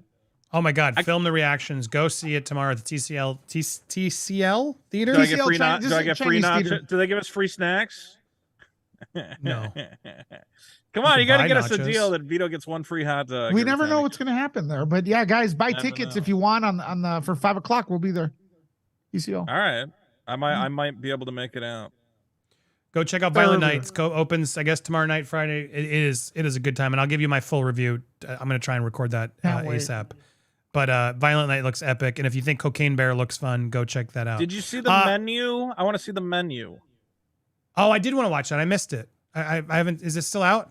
Yeah, it's still out. I'm so almost behind. Went to see it yesterday, but I was like, guess what I'm seeing tonight? What? That feel good comedy, The Whale, starring Brendan Fraser. I don't know what that's about. He's just a big fat guy. I'll tell you tomorrow. I'm seeing it tonight. But yeah, did they tell you anything else? I think like he eats him. basic I think of it's about it? a guy like eating himself to death, and he's got a daughter or something. It's the girl from Stranger Things. Oh, they made a Sadie movie about me. Sink. Yeah, but I just hear it's amazing, so I'm very excited to see it. We'll see. Oh, I didn't realize it was Darren Aronofsky. I love that guy. Yeah. No, my favorite film is The Wrestler with Mickey Rourke. So this is like Brendan Fraser's The Wrestler. So I'm excited. I even liked The Fountain because I'm an idiot. Ugh, I didn't like that one. You didn't like The Fountain? I loved The Definitely Fountain. I was not. like, this is great. That was garbage. I want to go to space with Hugh Jackman on a little bubble with a tree. No, I don't. But You here, watch I'm going Rick to and talk about this Morty? and Steph's back. Do you want to talk about this alleged racism at Buckingham Palace, Steph? You ready? I've Look at read that it. sigh. Yeah. Racist Brits acting up again. Every Yes, time. So, back. Black Charity Boss was basically harassed to be like, "Where are you from?" So, let's go to her tweet from Sista Space. Here it is. Mixed feelings about yesterday's visit to Buckingham Palace. 10 minutes after arriving, a member of the staff, Lady SH, approached me, moved my hair to see my name badge. Conversation below took place. The rest is a blur. So here's the woman. Vito and you want to Lewis, Vito or Lewis, you want to act this out with me? Who can do a good British accent? No, I don't want to act this out with you. What are you No, talking Can you do we're a good not British acting accent? this. Which one of us is the black woman? Exactly. You know, we can't that'll act be a this. regular voice, but I want you to do can you do I want Vito to do a British accent. Let's do Vito. I don't want Lewis to get in trouble. Vito, you're good at this. Ready? I want you to be Lady. You're going to play Lady, okay? I'm Lady and you're going to be SH. Lady, and you'll be Okay. British, and I'll play the woman. It's been good Okay. knowing you guys. It's been good knowing y'all. No, Andy, on. please don't put on any accent. Just speak in your normal tone. Oh, of course. Well, Not he's gonna do a racist. British I'm going to accent. make Our eyes Vito be the are As, racist. as the Here we go. Ready? We're going to act this out. Go Where ahead, are Vito. you from then? Sister she will Space. not be speaking like that. What the hell? That is communist. Yeah, Vito, do it. Constipation, Where are dude. you from? We got Where did you come from? Oh my Sister God. Space. The thing is, that's actually I'm good. doing the white lady. No, you're doing Lady. Yeah. Shush, everybody Yeah. else. All right, Vito, go ahead. We'll start again. I thought Lady End SH is scene. the- Here we go. Ready, is- go, Vito. Is the white lady. Yeah, go ahead. Where are you from? Sister Space. No. Where do you come from? We're based in Hackney. No. What part of Africa are you from? I can't. Jesus. Well, I don't know. They didn't leave any records. Well, you must know where you're from. Why do you keep leaving it? I can't read it. if Oh, you sorry. You click can't. off it. I forgot you need to see that. I spent time in France. Where are you from? Here in the UK. Now, but what nationality are you? I'm born here and I'm British. No, but where do you come from? Where do your people come from? My people? Lady, what is this? Oh, I can see I'm gonna have a challenge getting you to say where you're from. Where did you first come here? Lady, I am a British national. My parents came here in the 50s when... Oh, I knew we'd get there in the end. You're Caribbean. No, lady, I am of African heritage, Caribbean descent, and British nationality. Oh, pippy tip top Cheshire piss kip chips and And kittles. scene. There we go. And I scene. need to give a round of applause to Vito the racist British royal. That is a character, Vito. Why does Steph look so shy? I'm just Oh, chippy pip chip pop pop and chip. shit the fucking bed, Vito. Come to the Now, I'm not laughing at the That is racism, not just to the be accent clear. that's coming out. That lady's got. I Oi. can tell you that right now. Oi. Basically, she's got some up her, like a stick up her butt. I'm terrible at accents. I'm not good at Now, them. just to be clear, I'm laughing at laughing at Vito's accent, not the racism. To be clear, what Not the the hell is racism. lady doing, Steph? What the hell is this exchange? Is horrifying. What the fuck was she like? All right, you're gonna ask one. So where did you come from? No, where are you? Ugh, but when she's like, well, no, what part of Africa are you from? Guys, that don't do that. That's not good. Not Steph, good. what- as our royalist here, what is your reaction to this fine exchange? So absolutely horrifying, and disgusting. There has been an update since this story broke in the last couple of hours. Lady SH is actually called Lady Susan Hussey. She was the late Queen's lady in waiting. Now, for those that don't know what a lady in waiting is, it's like a royal woman, high-ranking noble woman who's like a personal assistant to royalty in this regard. For Lady Hussey, the late Queen Elizabeth II. I believe she was also godmother to Prince William, who is second in line to the throne. So she's been identified as Lady Susan Hussey, and she has she's resigned. So after the Queen dies, you get to just walk around the castle like talking to people. Well, yeah. In terms, yeah, in terms of like position and rank, it depends on who you can talk to. But yeah, as a lady in waiting and as the late Queen's lady in waiting, she'll have had a high enough rank to be able to like walk around and you know, speak to people. But the palace have actually released a statement basically condemning her and turning around and saying that the remarks were unacceptable and deeply regrettable. So yeah, they've done the right thing in regards to this. I mean, she's resigned, but I think she was pushed rather than her doing it off her own steam, off her own back. So yeah, I just kind of wonder, from my little perspective over here, how Meghan and Harry are gonna play in all of this, because I'm just freaking waiting now to see what they do to jump on this and pounce on this in order to try and discredit and try and bruise Princess Catherine and Prince William's visit to America. Well, is this the racism in the palace that they were alluding to? Well, this is a thing, potentially, but what you've got to understand, and when I say potentially, is that this lady in waiting isn't part of the royal family. She's just part of the furniture, the work crew, right? So you know, about people. Is there racism within the royal family? I would actually say yes, absolutely. You know, there've been documented, you know, instances of this, that, and the other. So yeah, of course. Is there racism potentially within the workforce of the royal family? Well, looking at this, yes. But yeah, again, they are. It looks like trying to deal with it. Yeah, they got it done. So that's all that matters, right? Yeah, they didn't like keep her in waiting, huh? Huh? No, not at all. They got rid at the end of the day. They got rid and they got it sorted. And this actually signifies a little bit of a change, actually, within the royal palace, because if Queen Elizabeth II was still alive at this point, I don't think it would have been handled this way. Not at all. She would have stayed as lady in waiting. She would have been fully protected. And this just would not have happened.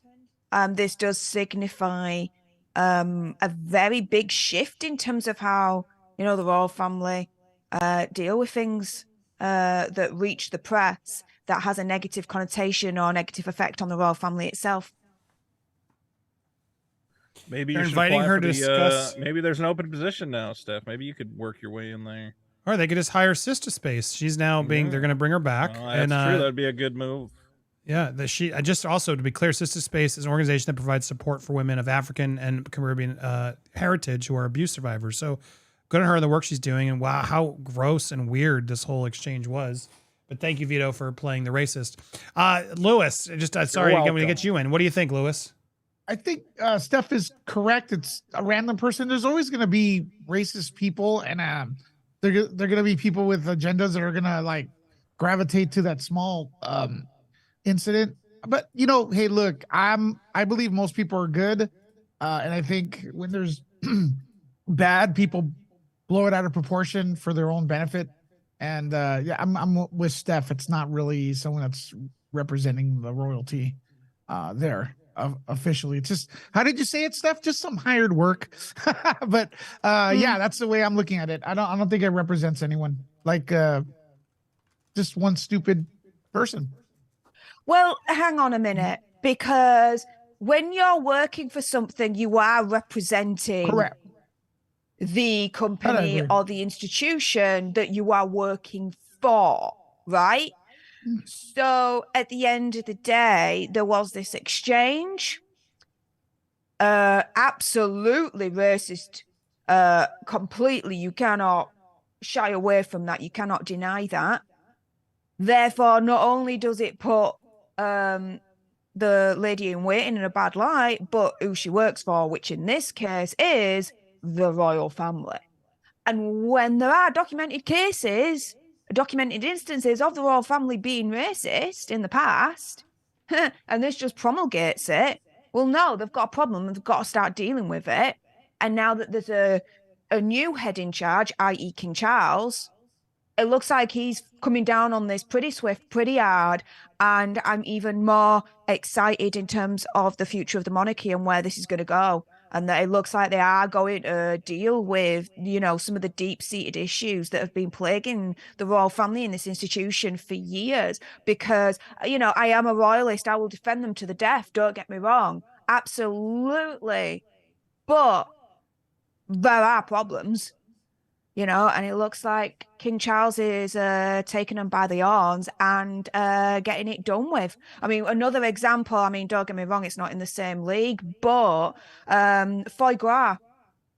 King Charles has now been able to, because he's now king, ban foie gras from every single royal household. It's gone. It's done. If anyone doesn't know the implications of what that means, bit of a trigger warning if you are an animal lover, but yeah, read up on how that is produced because it's disgusting and it's just cruel. So yeah, he's making changes. Fatty liver of a duck. Huh? But yes, they force feed the animal, and yeah. Common campaign among animal cruelty activists to ban foie gras. Well, I'll tell you this, these royals are nuts. They're just all nuts. I think they're all probably secretly racist, and the more of them we get out of that crazy castle, the better. You know who would be better in that castle would be Meghan Markle. Now, she is a treasure. I think she should be the queen.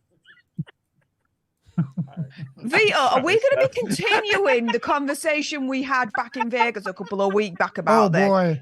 I echo what Vito said. Meghan Markle for queen. It's time for a change. The monarchy must be markled. Markleize the monarchy. No. And someone, oh my goodness, Tor Theo has said Steph a Markle simp. Sad. Dude, you couldn't be further from the truth. Just go on my channel, Steph the Alter Nerd. Yeah. Search for my Meghan Markle videos. I am far from it. I always try to troll her about it. I can't keep a straight face. Criticizer of Meghan Markle. There are so many problems with that lady. It's untrue. I do not. She's a goddess, Meghan Markle. But do you see, going back to Tim Pool, how just because we reported on it, all of a sudden Steph is with Meghan Markle? Yeah, Tim was trying to separate himself. Just call her Meghan Markle? Whatever. You don't even know her name. I'll tell you what's her name? I don't know Michael Marco from the rest of them. You mispronounce Star Wars characters' names all the time on your videos. Oh, because they all have names like Grufo or Bligo or RQ. No, you mispronounce Princess Leia, Yoda. Princess Liga, Yodar, Lake Skywalker, Sick of all of them. I'll tell you something, when it comes to Meghan Markle, there have been occasions where I've turned around and I'm like, no, actually, you know, we do need to defend her, or she is right, or whatever. There have been the rare occasions, you know, And I'm not completely like, anti Meghan Markle. Right. But I do think she's a bitch. There you go. Fair enough. Yeah. Vito approves of that message. I don't know anything about the. I don't get it. Like, what is the American equivalent? Like the Trump family? Meghan In terms Markle. of royalty. This is like if I cared about what Donald Trump Jr. was up to. I can't get it. Kim Kardashian. Who's our select? Yeah, like the Kardashians. No, I don't care about them either. I You're would right. The say, Kardashians are fancier than the royal family. That's different. I would humbly say that the equivalent of the royal family to, let's say, the American version would be probably something like the Kennedys. Like Yeah. we had that for a family hot that's an second. institution that is elevated, that is like warmly received as such, this, that, and the other. The Kennedys were more exciting though because they were all cursed. The royal family, nothing bad ever seems to really happen to them. The Kennedys, you just watched it because you're like, oh my god. The British royal family history, dude. But they curse themselves. They do bad. I'm saying the Kennedys are always in tragedies or driving off bridges. Oh no. Kennedys curse themselves as well. Come on. This is not some kind of supernatural situation that's Some just of the always some going of the against Kennedys cursed here. themselves. Some of them were legitimate victims. Either way, it's all circumstance. What's the one who drove his car off a bridge, Andy? Which Kennedy was that? Ted? Ted. I'm Ted Kennedy, and I like to drink. Mayor Quimby. I just think Mayor Quimby. Drove my car off a bridge and drowned a woman, and then I became a state senator for it. The Kennedys. You have to watch Clone High, Andy. I've told you this. I think it's on Hulu. And it's about all sorts of famous people being cloned and turned into teenagers who all go to high school together. And the jock is JF Kennedy, and he's the best. Because he's in a big road race against Abraham Lincoln, teenage Abraham Lincoln. He's about to win, and he goes, "Nothing bad ever happens to the Kennedys." And immediately his car flips over on the front and sets on fire, and Lincoln just cruises right past him. You got to watch it. And they're bringing it back for a third season. I've been waiting 12 years for a third season, and we're getting it. Well, I'm excited. I'll check it out, but I was fascinated. I'm trying to find another story. It's a slow news day, so if anybody else wants to, and I'll get your comments after this, but bringing Lewis back into the fold so we talk about something actually nerd reporting. Yeah, why don't you guys talk about this while I go get something done, guys? Great. I wanted to come by for the Kanye discussion. Thank you so much for having me. Blvd, get the hell out of here. Thanks for being a racist. Out. Thanks for letting me troll you about the royal family stuff. Go superkiller.org and Blvd on YouTube. Vito, thank you for suggesting Tim Pool. We're going to be watching him closely. He's terrible. If you like Vito, you'll be a big fan of Tim Pool. In fact, here's how you can support Vito. You can look up Tim Pool on YouTube. I hate you. Here we go. Just if you want more discussion of this game, and there it is. You can go subscribe to Tim Pool on YouTube if you want to support Vito. Don't. If you go to Biggest Problem that we actually had on Destiny, a guy, we talked all about this Nick Fuentes character because we're a little more intimate with him. Look how many views that has. Oh my God, dude. Your episode has been surpassed. Well done. We got, do you know Destiny? Have you ever heard of that guy? No. He's a very big streamer. We brought him on. We talked about Kanye. How'd you get him? Dick knows him a little bit. Huh. So good on Dick. He's getting out there. They used to be hated enemies, and then they've come together. They used to hate each other. Yeah. Dick just needs a little bit. He just needs to dull some of the edges. If Dick would just lay off some of the because if you listen, Dick goes, "I love this Nick Fuentes guy," and I go, "You don't love him. You just love that he creates trouble for. He just loves anybody who is a troll, and he doesn't care what they're saying." Because I go, I know you don't actually like him. You like him ironically. All the comments are great. They're all saying, "Yeah, wow, dude." And Vito, they're all. I mean, no one's commenting on you, sadly. Is there a single Vito? Vito, I'm going to scroll. No, but here's what I'm saying about Tim Pool is I understand that if Dick and Destiny are having incredible chemistry, then it's my job to step into the background a little bit and just let it happen. All right, that's part of producing a great show. Wait, is this the Vito that used to defend Mr. Only Vito could reach an encouraging comment and then be more depressed. I'm the depressing part of the show. Vito's problem is about Andy Signore. Why are they My commenting problem on me, was Vito? not about Andy Signore.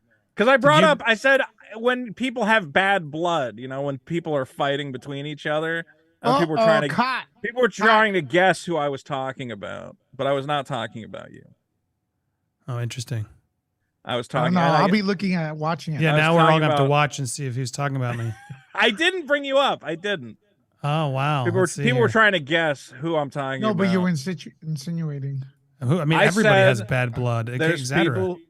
Well, there's only I don't have one any person bad who brought blood. you up. My only bad blood is. I'm saying we don't have bad blood with Taylor Swift. I'm saying in the whole YouTube community, certain people have bad blood with certain other people. Oh, a lot of people. Well, I mean, a lot of people have issues with me, right? And they refuse. I hear you. Yeah, so that's why they probably. So that was my problem, is that it makes it hard to figure out, you know, how to produce these shows and whatever else. Yeah, trust me, I hear that. I didn't throw you under the bus, and it was more about Destiny and this guy, Mr. Girl, who he's been fighting with. Well, plus he was fighting with Dick for a long time too. People just like to make us and then enemies. Dick has bad blood with a certain guy named Maddox. So everybody in that room had like some weird bad blood situations. I was trying to kind of. You had bad blood with Nick Rakita for like a minute. Exactly. It's hard to manage. And then some people go too far, and the bridge can't be. You mended. clearly have bad blood with Tim Pool. Tim Pool has no idea who I am, and that's fine. I have bad blood with Ripa, creator of ISOM, Eric July, who just learned that all action figures are made in China. I'm like, you just figured this out? He's like, how do I make action figures in America? I'm like, you don't, you idiot. What are you talking about? That's not a thing. He's like, I can't believe there's no made in America action figures. I'm like, when has America produced anything out of plastic? We don't, the Chinese. It's true. They really don't. Well, anyway, you can go check out Destiny on, it is your destiny to check out Vito and Dick talking with Destiny over on The Biggest Problem Ever. Good job. It's finally starting to get some waves. I'm glad we got a little bit there, but Destiny then went boom. So you got to follow up that one with another hit. I think don't put don't put some idiot next as your next guest. YouTube analytics are now like, our ooh, okay. next guest will be Danny Polishek from the Boys Cast. I don't know if you know. I don't know who the fuck that is. So it sounds like it's not going to be Which successful. character? You'd know him if I from the Boys. The Boys Cast. You ever see that meme and two guys are wearing blue shirts and one says racist and the other one says woke? And the idea is racist and woke people are kind of the same. You never saw that sketch? No. Look up Danny, whatever, it doesn't matter. Look up woke racist real quick on YouTube. You'll recognize it instantly. Woke on racism. On YouTube. Oh. Jeez, there's a lot there.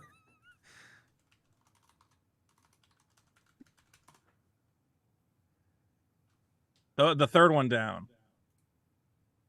7.1 million views. You've not seen this sketch? Think we'd get along, but turns out we kind of agree on everything. Your racial identity is the most important thing. Everything should be looked at through the lens of race. Jinx, you owe me a Coke. I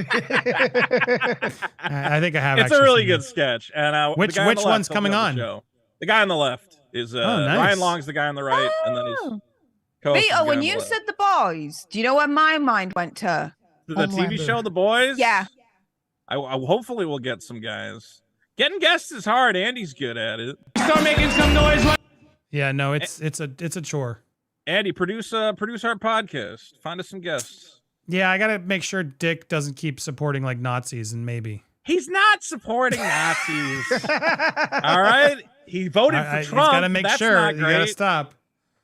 That's not a good look to be associated with. You know what I mean? Honestly, the show's up and coming. We're doing great. So see, even the audience knows who the person is coming on. We're getting great guests. Oh yeah, good. No, look, we promoted you first. Don't forget about us when you get all big. We were gonna have Andy Dick right before Andy Dick got arrested for sexual whatever the heck.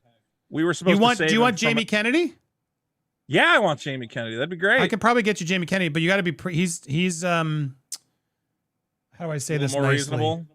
No, he's just slow. Like he's like Johnny in a way where he's just he's we not can as also quick. Bring people on for He's like not a as limited quick amount on the of time. improv like you guys are. Like he's super funny. He's a great guy. He's smart, but you'd have to like, just be prepared to like, he's a different speed. Does that make sense? Yeah. No, we could make it work. Yeah. Quick question.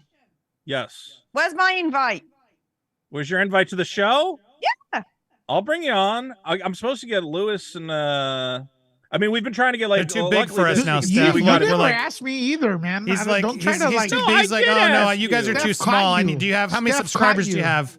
Vito and Dick are now at that level. Like, how many subscribers do they have? No, it's not that. I want to bring everybody on. Well, we just sure. Shut up. We've been trying to get in-person guests. Dick hates doing guests. That's the problem. I'm pulling Dick's leg every time. Always blame Dick for everything. So we don't do a lot of guests. We like space them out a lot. Okay. He wants them in studio because it's like an experience. He's not wrong. It is better when we can get them in studio. But we've done remote guests. Andy, you were remote, right? So you guys are racist against international people. Zoomists. That's what it is. I see it. That's not what it is. I see it. I'm not showing snob. See, this is horrible. Now the chat's telling me I'm a snob. It's not snobbery. It's that Dick. I gotta talk to Dick. All right. He only wants like one guest a month, so it's a rare slot that we actually get anybody.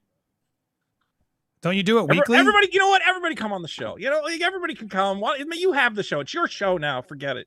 I'm already in trouble. I don't care anymore. I'm just thinking the only celebrity that I can like text and who writes back and listens from time to time is Jamie. So I can see if I can get him Jamie. It'd be fun to watch you guys. Would he come into studio though? I mean, we can do a remote. I don't know. He tours a lot. No, we could do. He was just here in Tampa, but he lives in LA.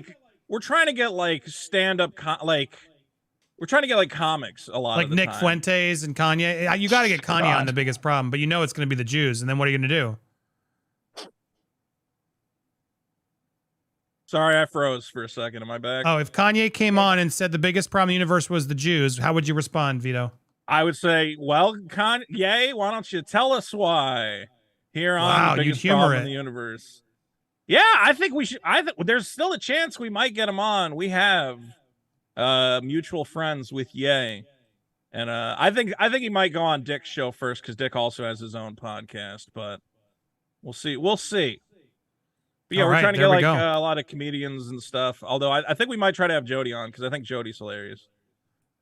Not Stephen Lewis. Got it. Just Jody. Stephen Lewis are good, but like I don't think like Lewis. I don't know. I think of like Jody as like almost like a comedian himself. He's funny. Oh wow! So Stephen Lewis aren't funny. You guys are funny in a different way. It's different. Jody is ridiculous. Didn't Vito say he was leaving? This is like the longest exit ever. Fuck you, Vito. Because I've burned every bridge and I don't know how to fix it. Well, now that Vito's leaving, everybody go and subscribe to him on Nerd Report. That's where Vito's at. Nerd Report. I'm gonna get you guys. All right, don't forget if you want to get Vito, go support Vito. You go look up Tim Pool. Go look up Tim Pool on YouTube, and you can support Vito right there by subscribing to Tim Pool. Poor Vito. Honestly, I'm just kidding. Go to. Oh look, someone gave you $55. That's good. We got some super chats on the show. Biggest problem in the universe, 67 is Destiny. You can go back and find my problem where I said it was Amber Heard. We were the highest vote. Wow, did he cut his hair in that one? That was we just behind him. He actually did cut his hair a little bit there. Yeah, you can find Andy's. I should have put yours up as an individual problem, but if you search for Andy Signore, you'll find the Amber Heard episode. It's there somewhere. I don't know. They didn't think I was that big of a deal. I'm no Destiny. I get it, but hey, you were a big deal. You were our biggest one before we got Destiny, and now I'm done with Andy. Destiny's my best friend. All right, well, go check out Biggest Problem as it grows. It is a very funny show, and Vito's a good guy, so go support him. All right, bye, Vito. Get the fuck out of here. Bye. Later, Vito. See you later. Oh my goodness. All right, well there you go. What do you think of this $1 billion bet on Avatar? He's now actually commenting. If you go down in this article, it's pretty amazing. He's like, he's getting nervous finally. I was like wondering, like, when is he going to at least acknowledge, like, this is kind of risky. He says there's skepticism in the marketplace. Did it ever make any real cultural impact? Can anybody even remember the characters' names? No. If people are less likely to remember Jake Sully than, say, Luke Skywalker, oh my God, I can't believe you put him in the same sentence. That's partly because Avatar is only one movie into its mythology. when you have extraordinary success, you come back within the next 3 years. That's just how the industry works. You come back to the well and you build that cultural impact over time. Marvel has maybe 26 movies to build that universe with the characters cross-pollinating. So it's an irrelevant argument. We'll see what happens after this film. Dude, you took too long. It's not relevant anymore. It's really not. And I think this film is really going to be problematic for him. I mean, I don't think it's going to do like terribly. Like there's going to be a curiosity factor. It's James Cameron. Like people are going to go watch it, I think, but not in the levels that the old one did. It's Lewis. Do you think he's in for a reckoning on this one? First one was a VFX showcase for James Cameron. He didn't care about the story. I was there when he previewed it to all the industry people. He had everyone there. I mean, everyone. He knows that. It's not about the story, but that technology was cool back then. But 26 years later, people have mimicked it. They've done more of it. And it's now old. I thought he was waiting for some kind of glasses-free 3D presentation. Honestly, not just put on glasses, it's in 3D. I thought he was looking into or waiting for the technology to catch up. So this film, The Way of Water, or Avatar, whatever, would have been showcasing glasses-free 3D, but that didn't happen. So it's too late. I don't think the first one was good. He's right. People don't remember the characters. And this one looks the VFX look worse than the first one, bro. No, that's no. ridiculous. What's the plot? No, No. I was following you on everything until you said it looks worse. It definitely doesn't look worse. No. Well, listen, here's the deal. Since Stan Winston passed away, who was doing all the creature designs, all the ship designs for James Cameron, it's been off.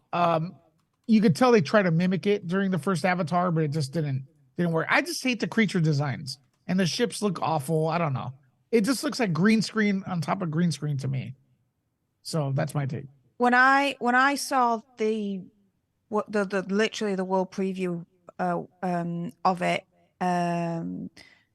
back in April for CinemaCon, I said it then and I'll say it again.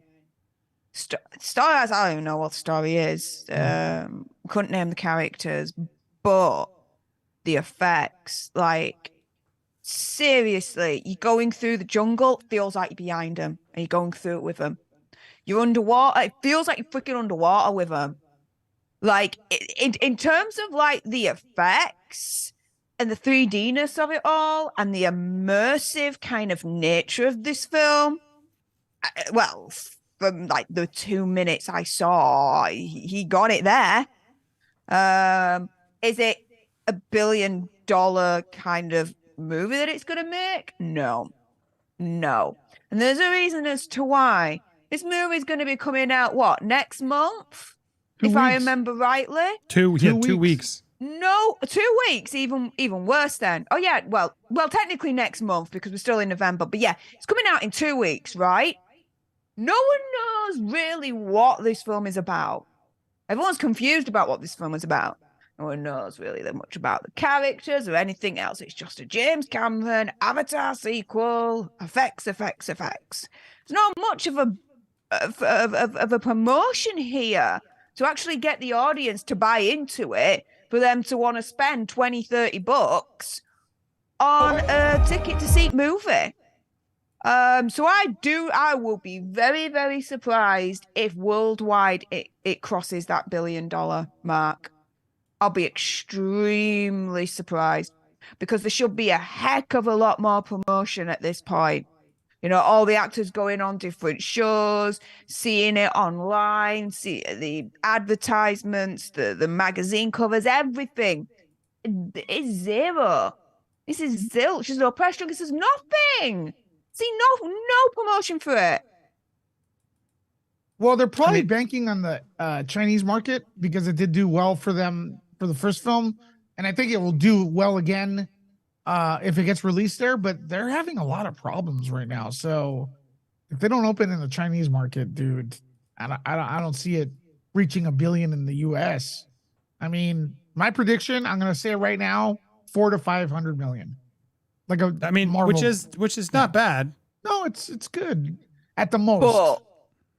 But what's been money invested in this film would actually be considered a flop. I was thinking more 600, 650 maybe. And if it doesn't enter the Chinese market, then sorry to kind of like do a little bit of a dad joke here, but this movie then is dead in the water.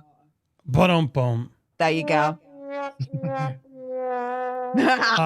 Yeah, look, I mean, I'm going to see it. I think James Cameron's an amazing visionary director. Like, I do think it looks stunning.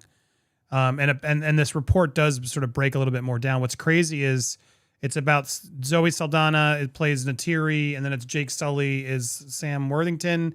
Now they have kids. And what's crazy is the teenage daughter is played by Sigourney Weaver, who's 73. But because it's, mocap and everything, any actor, I guess, can do it.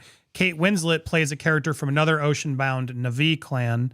And so it's just wild. In the trailer, that's Sigourney Weaver. Like I guess it's it's the kid here. That one. I think that's her. Like, that's just weird. Good for her. But it's like, whatever.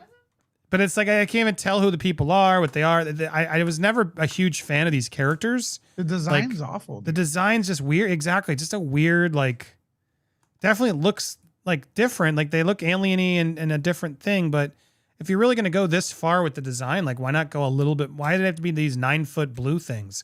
And they all look the same. Like, I hate to be Na'vi racist, but it's like when I watch the trailers, I'm like, which character is this? Like, they're just not defined enough. And it's like, we're in space. Like, we couldn't have like different shades and like, I don't know, other things about this. Are we getting other aliens? Like, you'd think in a sequel, we would have like gone past the planet to like see other cool James Cameron creations. You know what I mean? And instead we get some new dragons and we go underwater for this, looks nice, but I'm a little bit like, what's the new character? Like, what's the new race, alien planet? You know what I mean? And apparently he's already written the 5 movies. It's basically, depending on whether we see these movies, I guess he already shot the second one. The second one has already been shot. He shot them back to back. So we'll most likely get part 3, regardless of how well this does, just because Disney's going to want to attempt to like get their money worth. But 4 has only been partly shot, and there's only a script for part 5. But the question is, will they start actually releasing these every 2 years? We'll see. But again, what's strange is this movie drops in 2 weeks. I don't even think the screenings have been announced. Usually a film of this magnitude, you get alerted sooner. I think you heard, I think I heard from somewhere that there was like one screening coming, but for like the masses, it's not even out there yet. So it's unclear when embargoes are going to be lifted. And again, that's usually just a sign of the studio's, what's the word? Like, confidence in the film, because I don't know how you spoil Avatar 2. It's like, I'm sure there's some plot points, etc., but this is a movie that you got to see in theaters. You know what I mean? Like, it's a visual, thing like this. I can't imagine the movie's really about like, oh, you got to see the spoilers because, Dr. Doom shows up. I don't know why they wouldn't have had this come out sooner, because you'd think critics are supposed to love it so much. They're gonna be like, oh my God, I got to see it again. You know what I mean? That's how Avatar 1 did so well, as people went and saw it so many times in 3D, etc. I don't know, man. I'm a huge James Cameron fan from his films and stuff, but this is he's got to start feeling the stress of like, well, shit, the world may not actually be ready for me to, because he's Titanic, they didn't believe in him, and it then became #1, and then Avatar was like, what is this joke thing, and it became #1. Now he's coming back with the sequel to the biggest film ever, and you'd think it'd be a slam dunk, but I think he's wrong. People don't know what the characters' names are. They don't remember it, and it'll be very interesting to see. Now, I hope I'm wrong. I hope the film's awesome. I would love to get theaters back in the the good. But yeah, Disney has a lot of riding on this. They have a whole park that they want to have out there trying to work. So it'll be interesting to see. Oh my goodness, who's here? Look who's here. Say hi. Oh, thank you. Is this a present for me? Haircut. Come Diego! Hey, haircut. Hi. Hi, Diego. How's it going? Oh, look at this nice thing. I got some Christmas shirts. Don't stop believing. And what is this one, buddy? Oh, it's a new version of the one I've had before, but my other one was so bad. Oh, snap. I love it. Can I get a hug? Oh, they're cute. Look at I his like, haircut. particularly the haircut, old snap one. Hi again, Diego. How's it going, buddy? Oh, thank you for the big hug. I love you. Aww.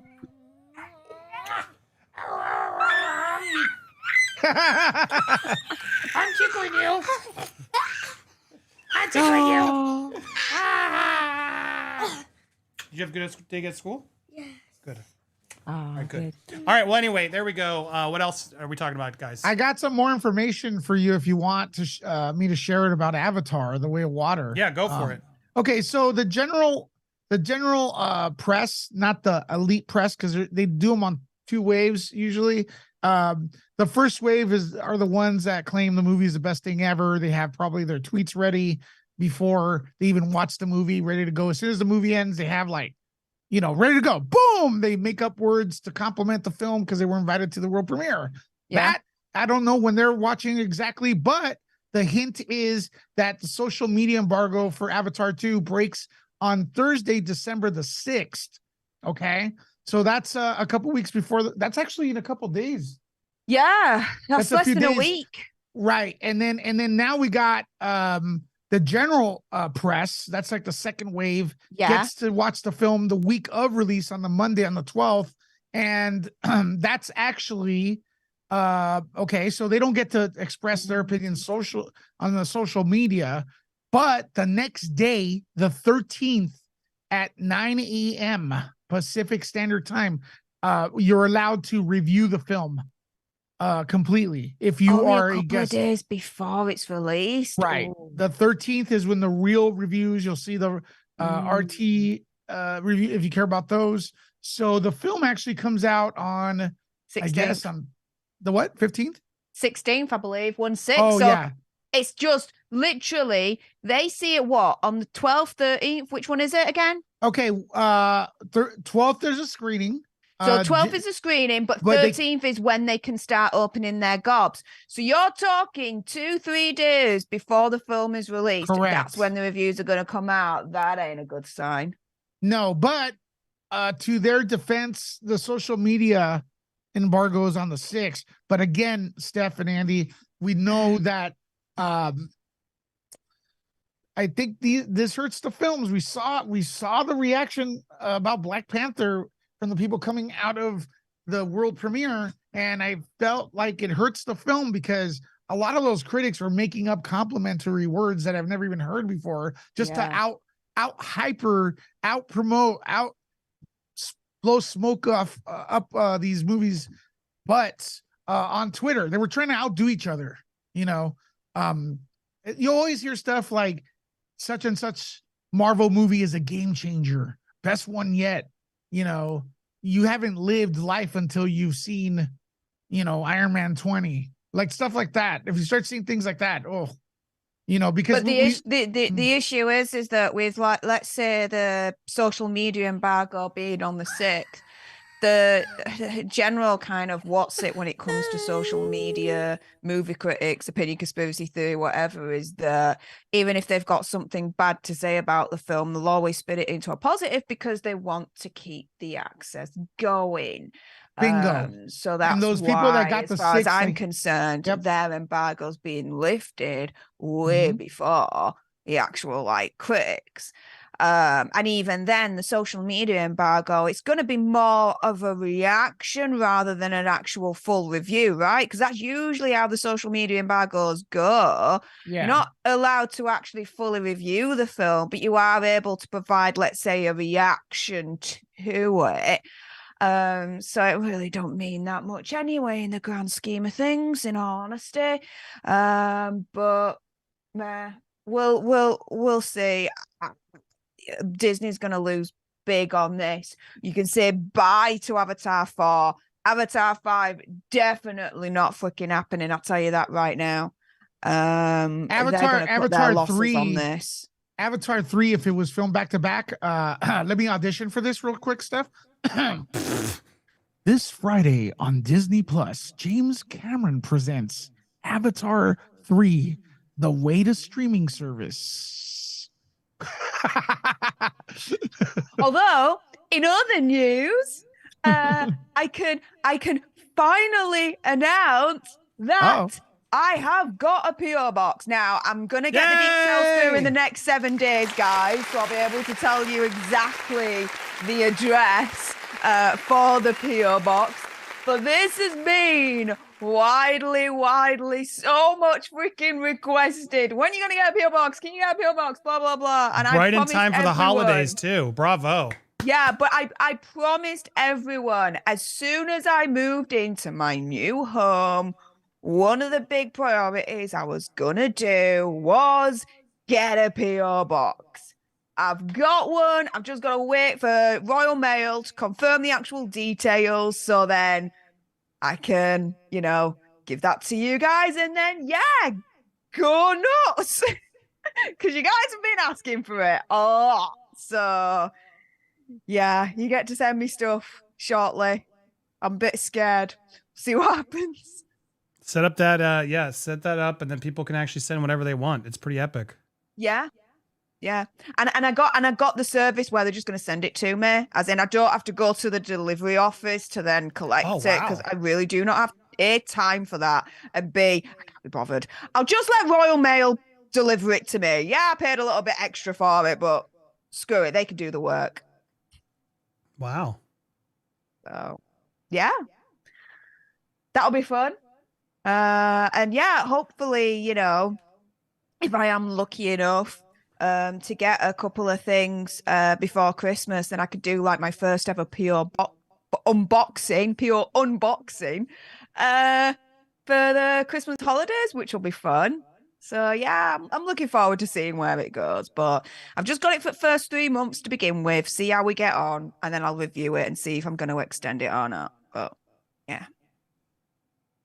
Epic. Well, yeah, we have to all set up our wish list for the December holiday for gift giving times. People have been asking me, and yeah, we'll have it all ready. And I'm glad to hear you have a PO box so they can send whatever they want now.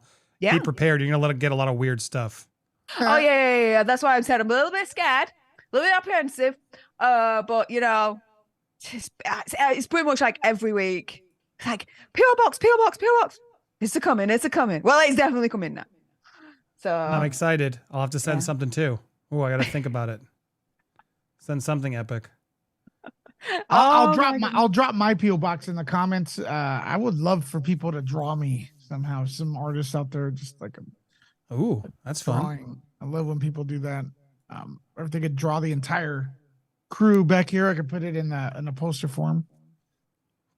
Yeah, send Lewis some drawings. Get ready to send us other stuff. And look at this one more story in the headline group.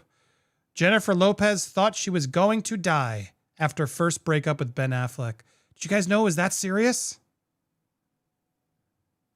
She thought she was going to die. No. That's how serious it was. For someone who prides herself or has this image that she doesn't need men, my God. That's all she does. Independent. I don't know, man. Well, no, apparently it's Ben is the only one she's always loved. All the other men since have been just bullshit. Yeah, you shouldn't put that much stock in a person, bro. No. Wow, Lewis has no love. No, you have love, but you always have to have you can't depend all on. Yeah, but she didn't. She moved on, and then it was true love. They came back together. Going to die, she's got that butt. I'm sure Ben Affleck was like, "Damn, J-Lo, what was I thinking?" Well, I don't know. I don't think. Never mind. I don't want to piss off people. Let's read some comments. Not quite a criminal. I love you guys so much. Thanks for being awesome. Thank you so much. Let's put the we haven't heard this in a while. Super chat theme. Super Mercer Brothers. P.S. Did you see? Thank you for that. You guys are amazing. Let me start from the bottom. It's not that many. Savannah May started the show off a couple hours ago. 30 seconds late. At least YouTube is behaving road a. Yeah, apparently there was a lot of YouTube issues, but I hope it's working. Tristan King. What's up, Tristan? Hey, guys. Much love. I look at the world and everything going on in the media. Nothing feels real. It's scary. Me Too has become a weapon. People against each other, but you all keep it real. Well, thank you for that. I appreciate you and your honesty. It's nice. Yeah, people just need to chill. and be adults, right? Just be 100. nice, normal adults to each other and not be jerks. Yay! Matt Hames, hello from the UK. Just want to say thanks to you, Steph, Kim, Lewis, everyone, for what you all do. Highlight of my day are your videos. Go Planet indeed, Matt. Hannah Robinson, karma is coming to Kanye if he already hasn't. I mean, he's been hit pretty hard by karma. He's lost a lot of money in business. But yeah, maybe. Toxic as hell. Also, hi, Steph from Yorkshire. Not Shire, you. Yorkshire lasses need to stick together. And hi, Andy. Hi, Hannah. And yeah, Yorkshire lasses, woo, sticking together. Woo. Boom. Gene Rick, love you, Gene Rick. Why I watched the channel had a sucking morning. And you guys have turned it around and made me laugh. Thank you. So glad. That's our goal always. Keep it real, but also make it fun. Let's see here. Teresa Stewart. Oh, the one and only. Love you, Teresa. You have something waiting for you at your P.O. box. They didn't offer a gift receipt for my name, but I'll let you know that you'll be looking savage at bedtime. Ooh. Should I show what I really love? Reveal what I'm wearing below the waist today? Uh-oh. Oh, it works. I'm going to show off my favorite things. My fuzzy Ted Lasso pajama pants. Woo! I get to go to work in pajama pants! And they're Ted Lasso, I believe. The feet. They're so soft. Oh, they're so soft. I love it. And yes, it's getting a little chilly even here in Tampa. And so I like having my nice fuzzy pajama pants. And yeah, I get to wear them at work to work. It's pretty amazing. Remote work. I get to, just put on fuzzy, comfortable pants. I also I'm trying to figure out a new chair. So, and I'm going to figure it out. I know, Steph, you've been telling me your whatever dumb chair, you're telling me no gamer chairs. I don't care how good it is. No gamer chairs. I believe you, but I'm a heavy, big dude. I think I'm going to invest in one of those really heavy duty chairs. Those really fancy ones. The office chairs eventually. So I missed the Black Friday sales, but I'm still debating. But I feel like, shouldn't you sit in a chair before you buy it, Steph? Did you really buy that without sitting in it? Yeah. Risky and I love move, sitting right? on it. It's great. There you go. Good for you. I'm a little hesitant to buy. I want to wait. But anyway, Teresa, thank you. I'm going to go to the P.O. box soon. There was a slight innuendo and joke there. Ha ha. Yeah. Thank you. Super Mercer Brothers, you guys are amazing. Always have been. I'm so tired right now and just tuned in, still making me laugh. New baby loves to keep us up. Oh, congratulations. You guys are motivating me to do live streams again as well. Yeah, we always love inspiring you guys. It's a job. Be prepared. Yeah. P.S. Did you all see the t-shirts that Elon Musk found at Twitter after taking over a closet? They say get woke or something. No, I missed that. But thank you for the 3 super chats. You know about that? I think it was like hashtag get woke or stay woke, something along those lines. Lovely. Yeah. Lovely. Savannah May. What's up, Savannah? Steph's stance as a royalist is my stance on being a patriot. I acknowledge that we have problems we need to fix, but overall, I'm grateful to live in this country. God bless you all and thank you. Well, yeah, there you go.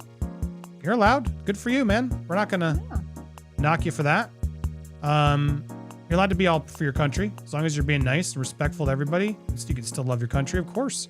Not quite a criminal. I love you guys so much. Thanks you for being awesome. Well, thank you for not being a criminal, as your name says.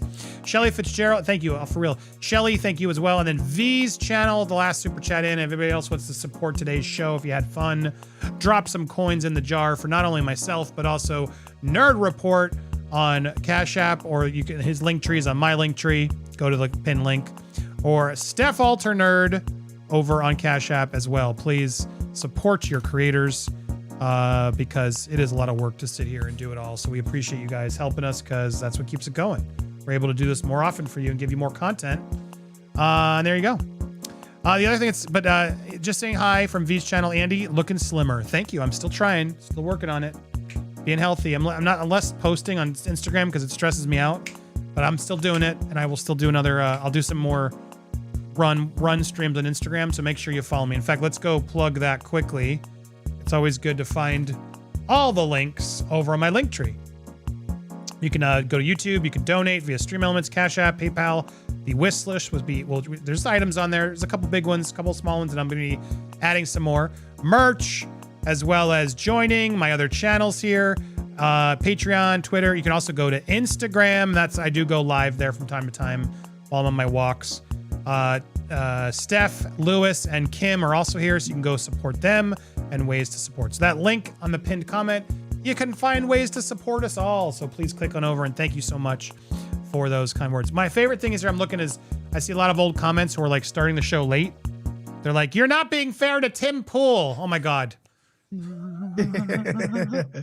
Stick with it, mate. Yeah, just keep watching. Watching. If you made it this far, I hope you stuck through, and you hear that we did try to give everybody a fair shot. We tried. I said he handled the situation correctly. So what are you trying to tell me? I'm wrong? I don't know. Listen, watch the show. You know what I mean? It evolves. It's not black and white. Amen. Just like life, right? It's great. I do have a thank you. Please. To Gene Rick. Thank you so much for that wonderful, wonderful PayPal. And I've seen quite a few of you in the chat about this. So Claire let just me asked, address where is this. Steph's Coke machine? Yeah, okay. Right. Firstly, Gene Rick says, "Happy Wednesday, Steph, please. When ready, what happened to the Coke machine? Do I have to go to Coca-Cola headquarters? Big hugs." Yeah, and I've seen a lot of you be like, "Where is Steph's Coke machine?" Now, firstly, Coca-Cola, not the illicit substance of Coke, for anyone that wants to freaking, like, try me on, piss off. It's here, right here, like next to me right now. And So it hasn't gone anywhere. It's still very prominently displayed there for you. Oh, yeah. Very, very easy for me to press a button, get a Coke out, have a bit of a sipperoo. Like, we're Gucci with the Coca-Cola machine. But I do take, and don't take this the wrong way, guys, Andy did not bully me. He did not shout me down to get the Coke machine from my background elsewhere. That's not what I heard. No. Piss off, you cowbag. No, what happened was after stream, Andy and we were talking about my studio because, I've got some ideas in terms of how Alternate Studios 3.0 is going to look like. But Andy has been doing this for a heck of a lot longer than little old me. And when he speaks up and he gives you advice, yeah, freaking listen, guys. And a lot of what he says, of course, makes sense. And so he's been giving me advice in terms of the direction at studio, of how it's going to look, this, that, and the other. And I'm taking it all on board. One of which was take the Coca-Cola machine out from the background because it was too prominent. It was competing on screen with me. And you know what? It's true when I look back on that video. And I'll tell you something, not to be biased or anything, but when I'm on screen, just like this little screen that you see here, right, in my studio, I don't want anything else in my studio to compete against this freaking awesomeness. However high of an awesomeness the Coca-Cola machine is, and it's pretty high, I am triple that, okay? So Coca-Cola machine, I love you, but I love me more. And I gotta say, there's some chords as I look at the full screen. You gotta work on the chords there, but now I like actually seeing the shelf. I almost wonder if your designer, you can almost incorporate some cool blinds there, or curtain or something that could actually become part of your set, like a custom fabric or like there's a lot of. Can you paint that shelf? There's a lot of stuff you can use with that little the cove behind you that I think is exciting. So the fact that it's not just a whole now Coke machine is kind of exciting, right? This weekend. Well, this weekend I do have a really, really, really cool looking bookcase that's actually going to be behind here. So I'm going to get that all constructed. A lot of the stuff that you see here, like this is my modem and my air filtration mini system that I've got there, that's all going to be at the bottom of the bookshelf, so you guys won't be able to see that. So yeah, I'll be making a feature out of this. And then you'll be seeing like maybe a random cactus with some chili oil behind me and like a picture of us, And then I've got the lights through, the Philip Hue lights through. You know what, Steph? So can I make a donation to your set? Yes. Do you know what this is? Yes, I do. This was handmade by my mother. Wow. This is a real cactus. I literally have 2 of them, and I never knew what to do with the other one. If I don't want to force you on air to accept such a prize, even if you put it somewhere else, I've always been trying to figure out where could the other fun cactus go. This is like a special. This was made during the whole thing for the Hugging the Cactus Kickstarter. Like this is only 2 in existence. If you were so inclined, you let me know, and I'll make sure this gets bubble wrapped and properly make its way to me. Yes. Properly stored and sprayed. Even though it kind of looks like a dildo, I'm realizing that's almost what's also fun for you, because it's sort of like the perfect cactus dildo for Steph, made by my mom. It's like a whole sweet package of, oh my God, it's the perfect home for this thing. So yeah, you let me know and I'll get that to you. I love it. Yes, please. Absolutely. And I will be announcing it on my channel as well. All those that were kindly cleared out my wish list of the Philips Hue lights, you guys are going to actually get refunded. And there's a reason why. I updated my address on Amazon, but Amazon, for some reason, then didn't update my address on the wish list. So technically on the wish list, there was no address for it. So one or two things is either going to happen. Either the lights are still going to come through, and if that's the case, brilliant. More lights for the studio. I'll certainly be using it for that. Or if it didn't catch it in time with the update of the address, then you guys are going to get refunded. So yeah, do bear that in mind. The lights that came through today, though, I bought off my own Steam. So yeah, just a little bit of an announcement on that one. The wish list now has been updated with the correct address rather than being a 0 address. It was literally just my name and then West Yorkshire. It's like, what? But yeah, so yeah, that's kind of like the score on that. But anything that I put on now will go to my address. It's all being fixed now and sorted. But yeah, that was Amazon doing a big massive L on that. So yeah, sorry guys. There you go. I'm excited for all that is coming with Steph's channel. It's exciting, Steph. You got a lot to build, and we're gonna be there through all of it. So get excited, get ready. And it just made me remember my speaking of gourd art, which my mom does. I just put the links in there. If anybody actually was so inclined, these are all her amazing gourds. I'm always trying to support and help her get sales of her amazing artwork that she does. It's gourdfineart.com. And I just put the link in there. You can see all her cool creations and stuff. Her animal masks, and she does classes out in Arizona. But she has a exhibit in Tucson at the DeGrazia Museum, I think, for the next day or two. You can check, but definitely if you do, go check out the Gallery in the Sun Museum, where she's been lucky enough to have her work being displayed there in Tucson. And I put the link out there if anybody wants to support. You can also reach out and try to buy one. Shipping's usually annoying and expensive, but hey, support my mom and get cool gourd art. She's pretty good. And yes, she made this weird dildo looking cactus. I'm looking forward to getting it. I still love it. It's a very nice, important memento. I've got a couple of them, and how nice if we have matching exclusive gourd art cactuses, because it's like power of the dildo cactus. It's personal to me. I feel like, wow, what a perfect Christmas present for Steph and the set. If I can give her something. So we'll both have little dildo cactuses, and everyone will be like, what is that weird dildo cactus? And it'll be our special thing. Yes. So there you go. Amazing. Thank you guys for that support. Lewis, anything you want to plug or prep as we wrap up and get ready to, you going to go do your show next? Yeah, man. And for Christmas, I want 3 new subscribers. So head over there for, that's pretty easy to fulfill, man. Getting new subscribers nowadays is like pulling teeth.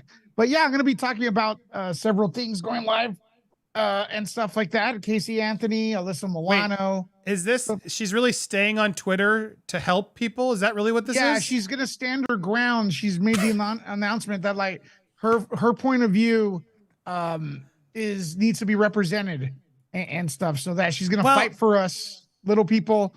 And Whoopi, this was on The View. Whoopi's like, yo, man, it's not ours anymore. So I'm like, it's kind of weird.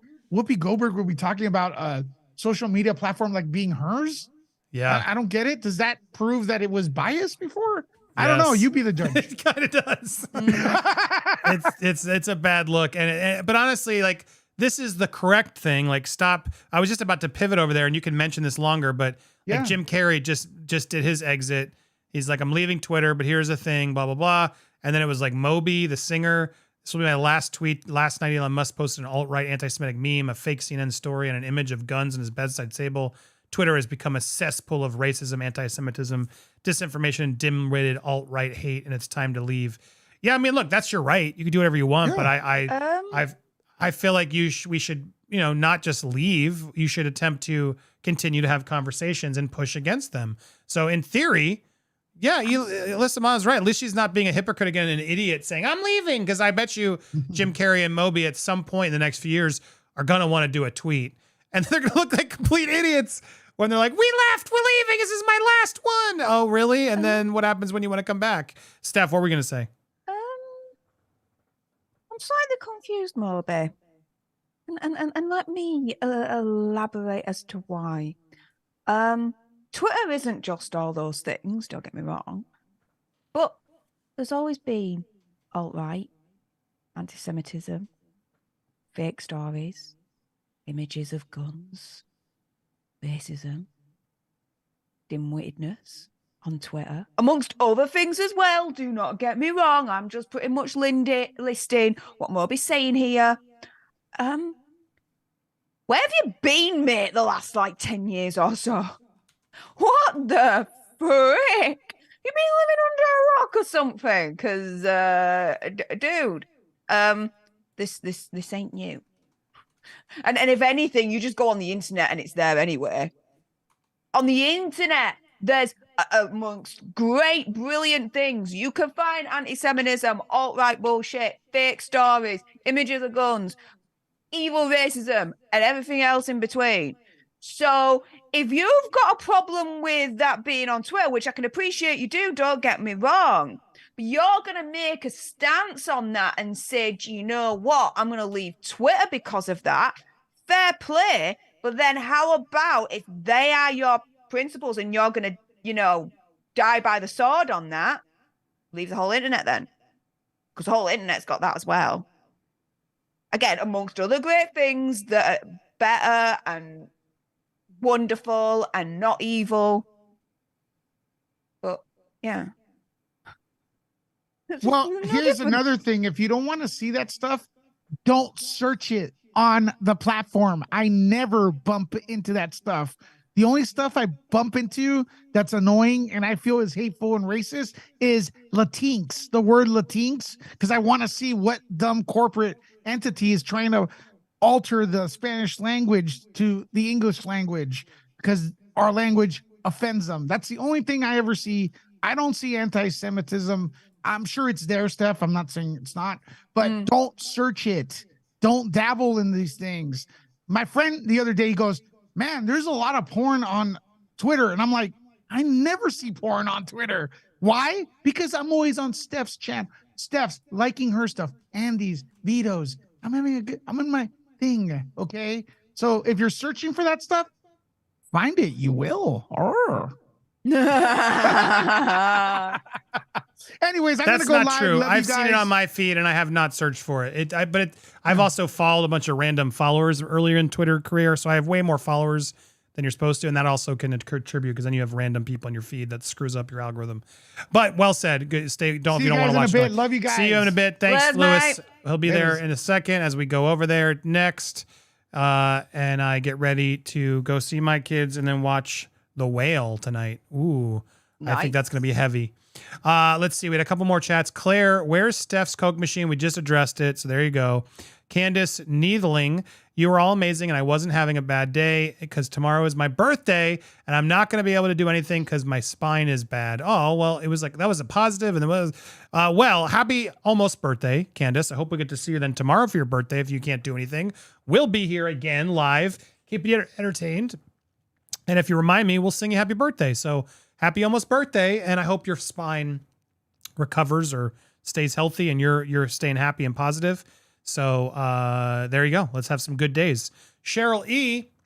Great show as always, Andy. Go Planet. Lewis, you have 2 packages of your P.O. box. Oh, go tell them when you get to Nerd Report. And thank you. You said check the PayPal. I did. Sorry, it is here. I just didn't get to it yet. Claire again. Yay, the fridge is free. So there you go. The fridge is free. It's still there, giving Steph the Cokes when she chooses to have the Coke. So don't worry. Yeah, I would never expect to take the Coke away from Steph, but unless Coke's paying her, my goodness, don't give them such a prominent placement. That's all I'm saying, because it was a little distracting. But hey, Steph can do whatever the hell she wants. I didn't tell her to do anything. And I love Bunda in the chat. Andy, please press the button. I literally was looking for it. You're reminding me now. I'm gonna do this just for Bunda. I gotta get it. It's close. Right? Joe Biden, Latinx. Where was it? My God, I still can't believe he did it. What a weirdo. Well, I won't be around tomorrow, guys, live on Popcorn Planet, because I've got another Christmas party due to go to for a company that I work for. It was the team Christmas party last week, and then tomorrow is like the company-wide like Christmas party situation going on. And my dress finally came in today, and oh my goodness, I am so going for like the Barbiecore kind of situation. I didn't realize how hot pink it was going to be, but you know what? It's loud. I'm proud. Frick it. I'm wearing a hot pink gown. Why the hell not? I'll take some pictures and put them on my Twitter and Instagram. So make sure you're following make sure you're following me on there at Steph Alternerd. And yeah, see how I'm looking. And either completely be like, yeah, you're looking all right, or completely slag me off and be like, dude, you've gone too far into Barbie fantasy. Come back before it's too late. I'm a Barbie girl in a Barbie world. Latinx. Hey! Latinx. Bunda! There you go, Bunda. Latinx. Just for you, Bunda. Want to hear the whole context? It's awful hard as well to get Latinx vaccinated as well. Why? They're worried that they'll be vaccinated and deported. What? Look, I rag on Trump a lot. I do. But my God, what a stupid comment. Like on so many levels, the Latinx was already its own problem, as Lewis has said. And any Latin person will tell you, like, that's such a stupid word. No. If someone wants to call themselves that, that's fine, but stop generalizing the whole community as Latinx. They don't like that word. But for them to then get Latinx vaccinated as well. Why? They're worried that they'll be vaccinated and deported. He's just made a generalization that every Latinx isn't illegal. Oh my God, that is so stupid. And look, I whatever. He's our president. I guess. Sorry to the Patriots, but man, I think a lot of our presidents are pretty dumb. Sadly, they're not like they don't make presidents like they used to. Man, frustrating. Anyway, but that it is. There you go. Just for you, Bunda. Latinx in full context. So everyone's like, why do you keep doing that Latinx thing? That's where it comes from. One more for you, Bunda, because I missed you. Get Latinx vaccinated as well. Why? Because, it's impossible to get them those Latinxes vaccinated because they're all afraid they'll be deported. Wow. Yeah, that's Ireland. Just dumb. Andy broke me. Yeah. Well, I think Joe Biden did. Well, yeah, Joe Biden, really, ultimately. But you showed me it. Shiz the freaking bed. What a dummy. I didn't know that was like the wider kind of context of the whole Joe Biden Latinx moment. Wow. That got way stupider very quickly. Hey, it's only fair I dunk on Biden at the end of a stream when I dunked on Trump in the beginning. So see, I'm an equal offend. I offend them all. Balance in the world. I don't like any presidents. I think they're all politicians are crooked and I don't trust them. So, hey, take that as you will. All right, let me add Lewis's redirect. I love that Alyssa Milano is now like, I'm staying here to protect all of you. Oh my God. It's like, I don't have enough eye rolls to give. Oh, thank you, Alyssa. You're my hero. Oh my goodness. Because God forbid you just do it privately. Thank you for announcing that you're doing this for all. Oh my God. Did she really say that? I guess I got to go to watch Nerd Report because she's gonna apparently. I can't. Where's the tweet? I can't find it. Oh, it was on the. It was, here we go. Tweeted hashtag Me Too. Now, Tarana said we have. That's, oh, so it was a View clip. Okay.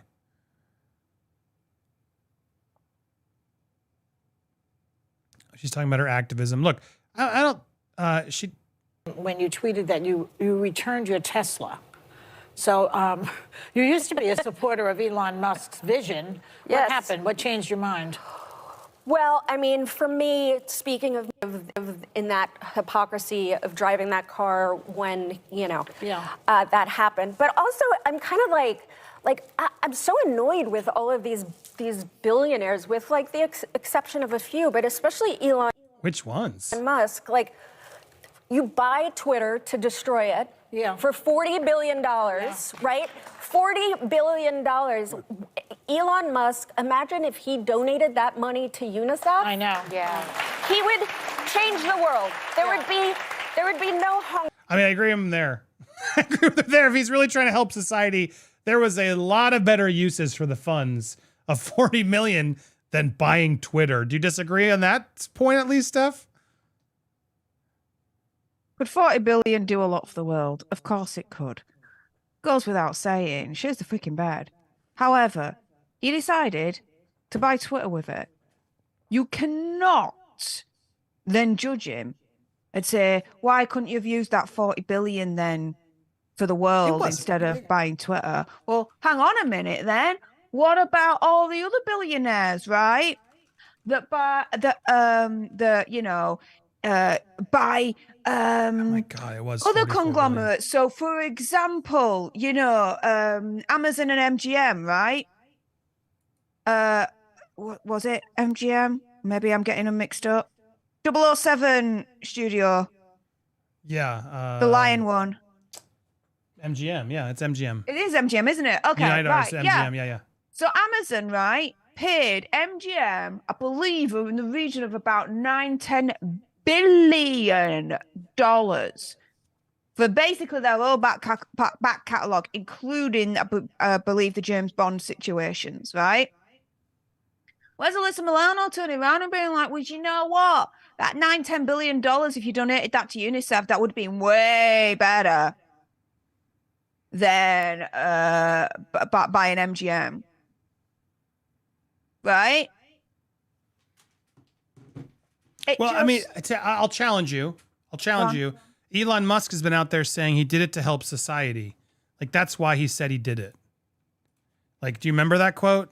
Yeah, but at the end of the day, you could turn around and argue that Amazon acquired MGM to help society, to do better for society in regards to ensuring that they didn't go under and that their back catalogue was easily accessible for everyone, because it's all going to be on Amazon Prime, blah, blah, blah, blah, blah. Look at this. Entertainment, because humans need entertainment as well. No. Musk claims he's buying Twitter to help humanity. Claims he's buying Twitter to help humanity. As the billionaire said out in a tweet, he didn't buy the firm to make money. I did it to try and help humanity, which I love. Oh, is he trying to kid? Bullshit. Come on. Who's he trying to kid? Is that to make money? He did it to make money. This is a business decision. Twitter blue. I mean, come on. So I got to say, she's not wrong. And once he's going to say, well, I'm here to, and Alyssa could have really doubled down and actually nailed him if she'd quoted him. He's here to help society, help humanity. Buying Twitter, putting $44 billion into Twitter was how you're going to help society. Sorry, I'm calling bullshit on that. And yes, I see your comments. He can do whatever he wants with his money. That's my problem. He has too much money to do stupid shit like this. That's not helping humanity or society at all. So yeah, I do take umbrage with it. It's annoying. I'm over this shit. Like, but I hate to agree with Alyssa Milano on anything. But yeah, she could also donate her money. Let's be clear. Everyone can donate their money. It's always somebody who says that who usually doesn't donate. But she's not wrong in saying he could have done better. Don't you think he could have done better with $44 billion to help humanity? Okay, when you put it in that regard, fair play. I stand corrected. Fair enough on that one. But at the end of the day, there are ways you can help humanity. Yeah, could it have been used for better purpose in regards to, UNICEF or any other charity? Of course. However, humanity at the moment, if you want to, face up to reality or not, is in a sense having a little bit of a crisis with itself. It's kind of destroying itself in regards to, being online and, cancel culture and, oh, you don't agree with me, so you're the enemy, this, that, and the other.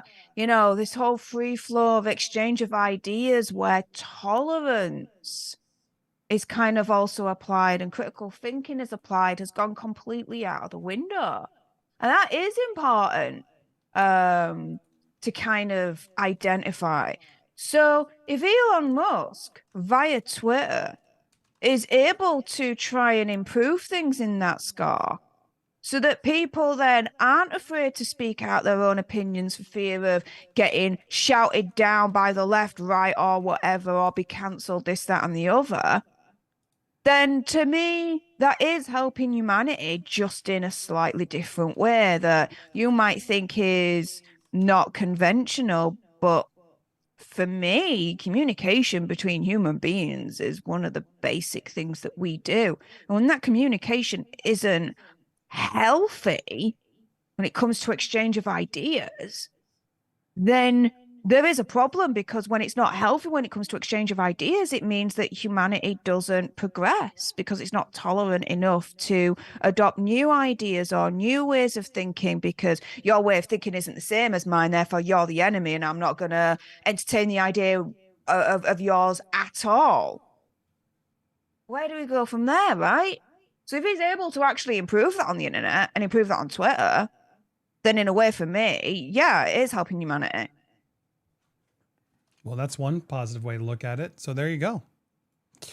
Kim H, thank you. Hey guys, haven't caught you live in a while. I'm now just catching the end, but it's nice to see you live. Nice to see you if you're still watching, Kim. Always good to see you. Thank you for your support, helping this channel, and all you guys who supported today. I hope you will go support Steph as well by subscribing. How close are we, Steph? Are we getting close? Oh, we are getting extremely close. We are now at, if I just refresh my backstage, 49,401. Less than 600 away to get into 50K. Oh my goodness. Insane. 600 of you can go on over there to break this extreme important celebration number of 50K. So who's going to be number 50K? Go subscribe. We need a subscribe drive. We need to get Steph all over to help her push it over to that mark. Only 600. We can do it. Who's going to help us do it? Let us know and go subscribe as you go do. What's coming up on the channel? So what is coming up? So I'm going to be doing in terms of in reference to the video that Andy and I did earlier on today on Popcorn Planet with Amber Heard's first ever cover magazine since the trial ended. On my channel, I'll be releasing a video shortly doing a little bit more of a deeper dive into that article. Actually, going into, what's actually said, analyzing it, maybe a couple of Steph rants along the way. So I'll be doing, a lot more of the translation for you guys because it's all in Italian. So I'll be doing that for you guys.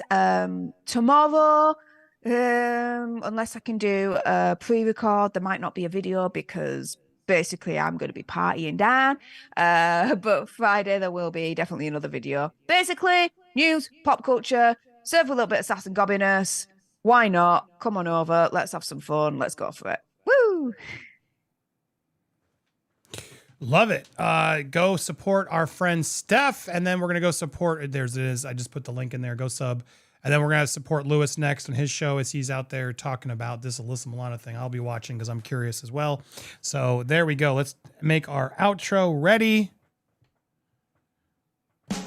Well, there you have it. Another show in the books. I had so much fun hanging with you guys today. Thanks for being here and supporting the way you did. You guys are incredible. You can always support by hitting the pinned comment, or if you want to watch the full show, hit that join button, become a member today, pick a tier that you can do, and you'll be supporting us and our coverage. Appreciate you guys so much. You can also support Steph over at Steph the Alternator, where she's so close to 50K. Let's get her over that edge, so please go give her some love. And thank you guys for watching. We'll be back again tomorrow live and every weekday here on Popcorn Planet, the best community on YouTube. We love you guys. We appreciate you guys. In fact, if you love Lewis, he's next over on Nerd Report Live. So go give him a watch, a follow, a like, and stay tuned for more here across all our channels. Bye, everybody. Have a good night. See you tomorrow.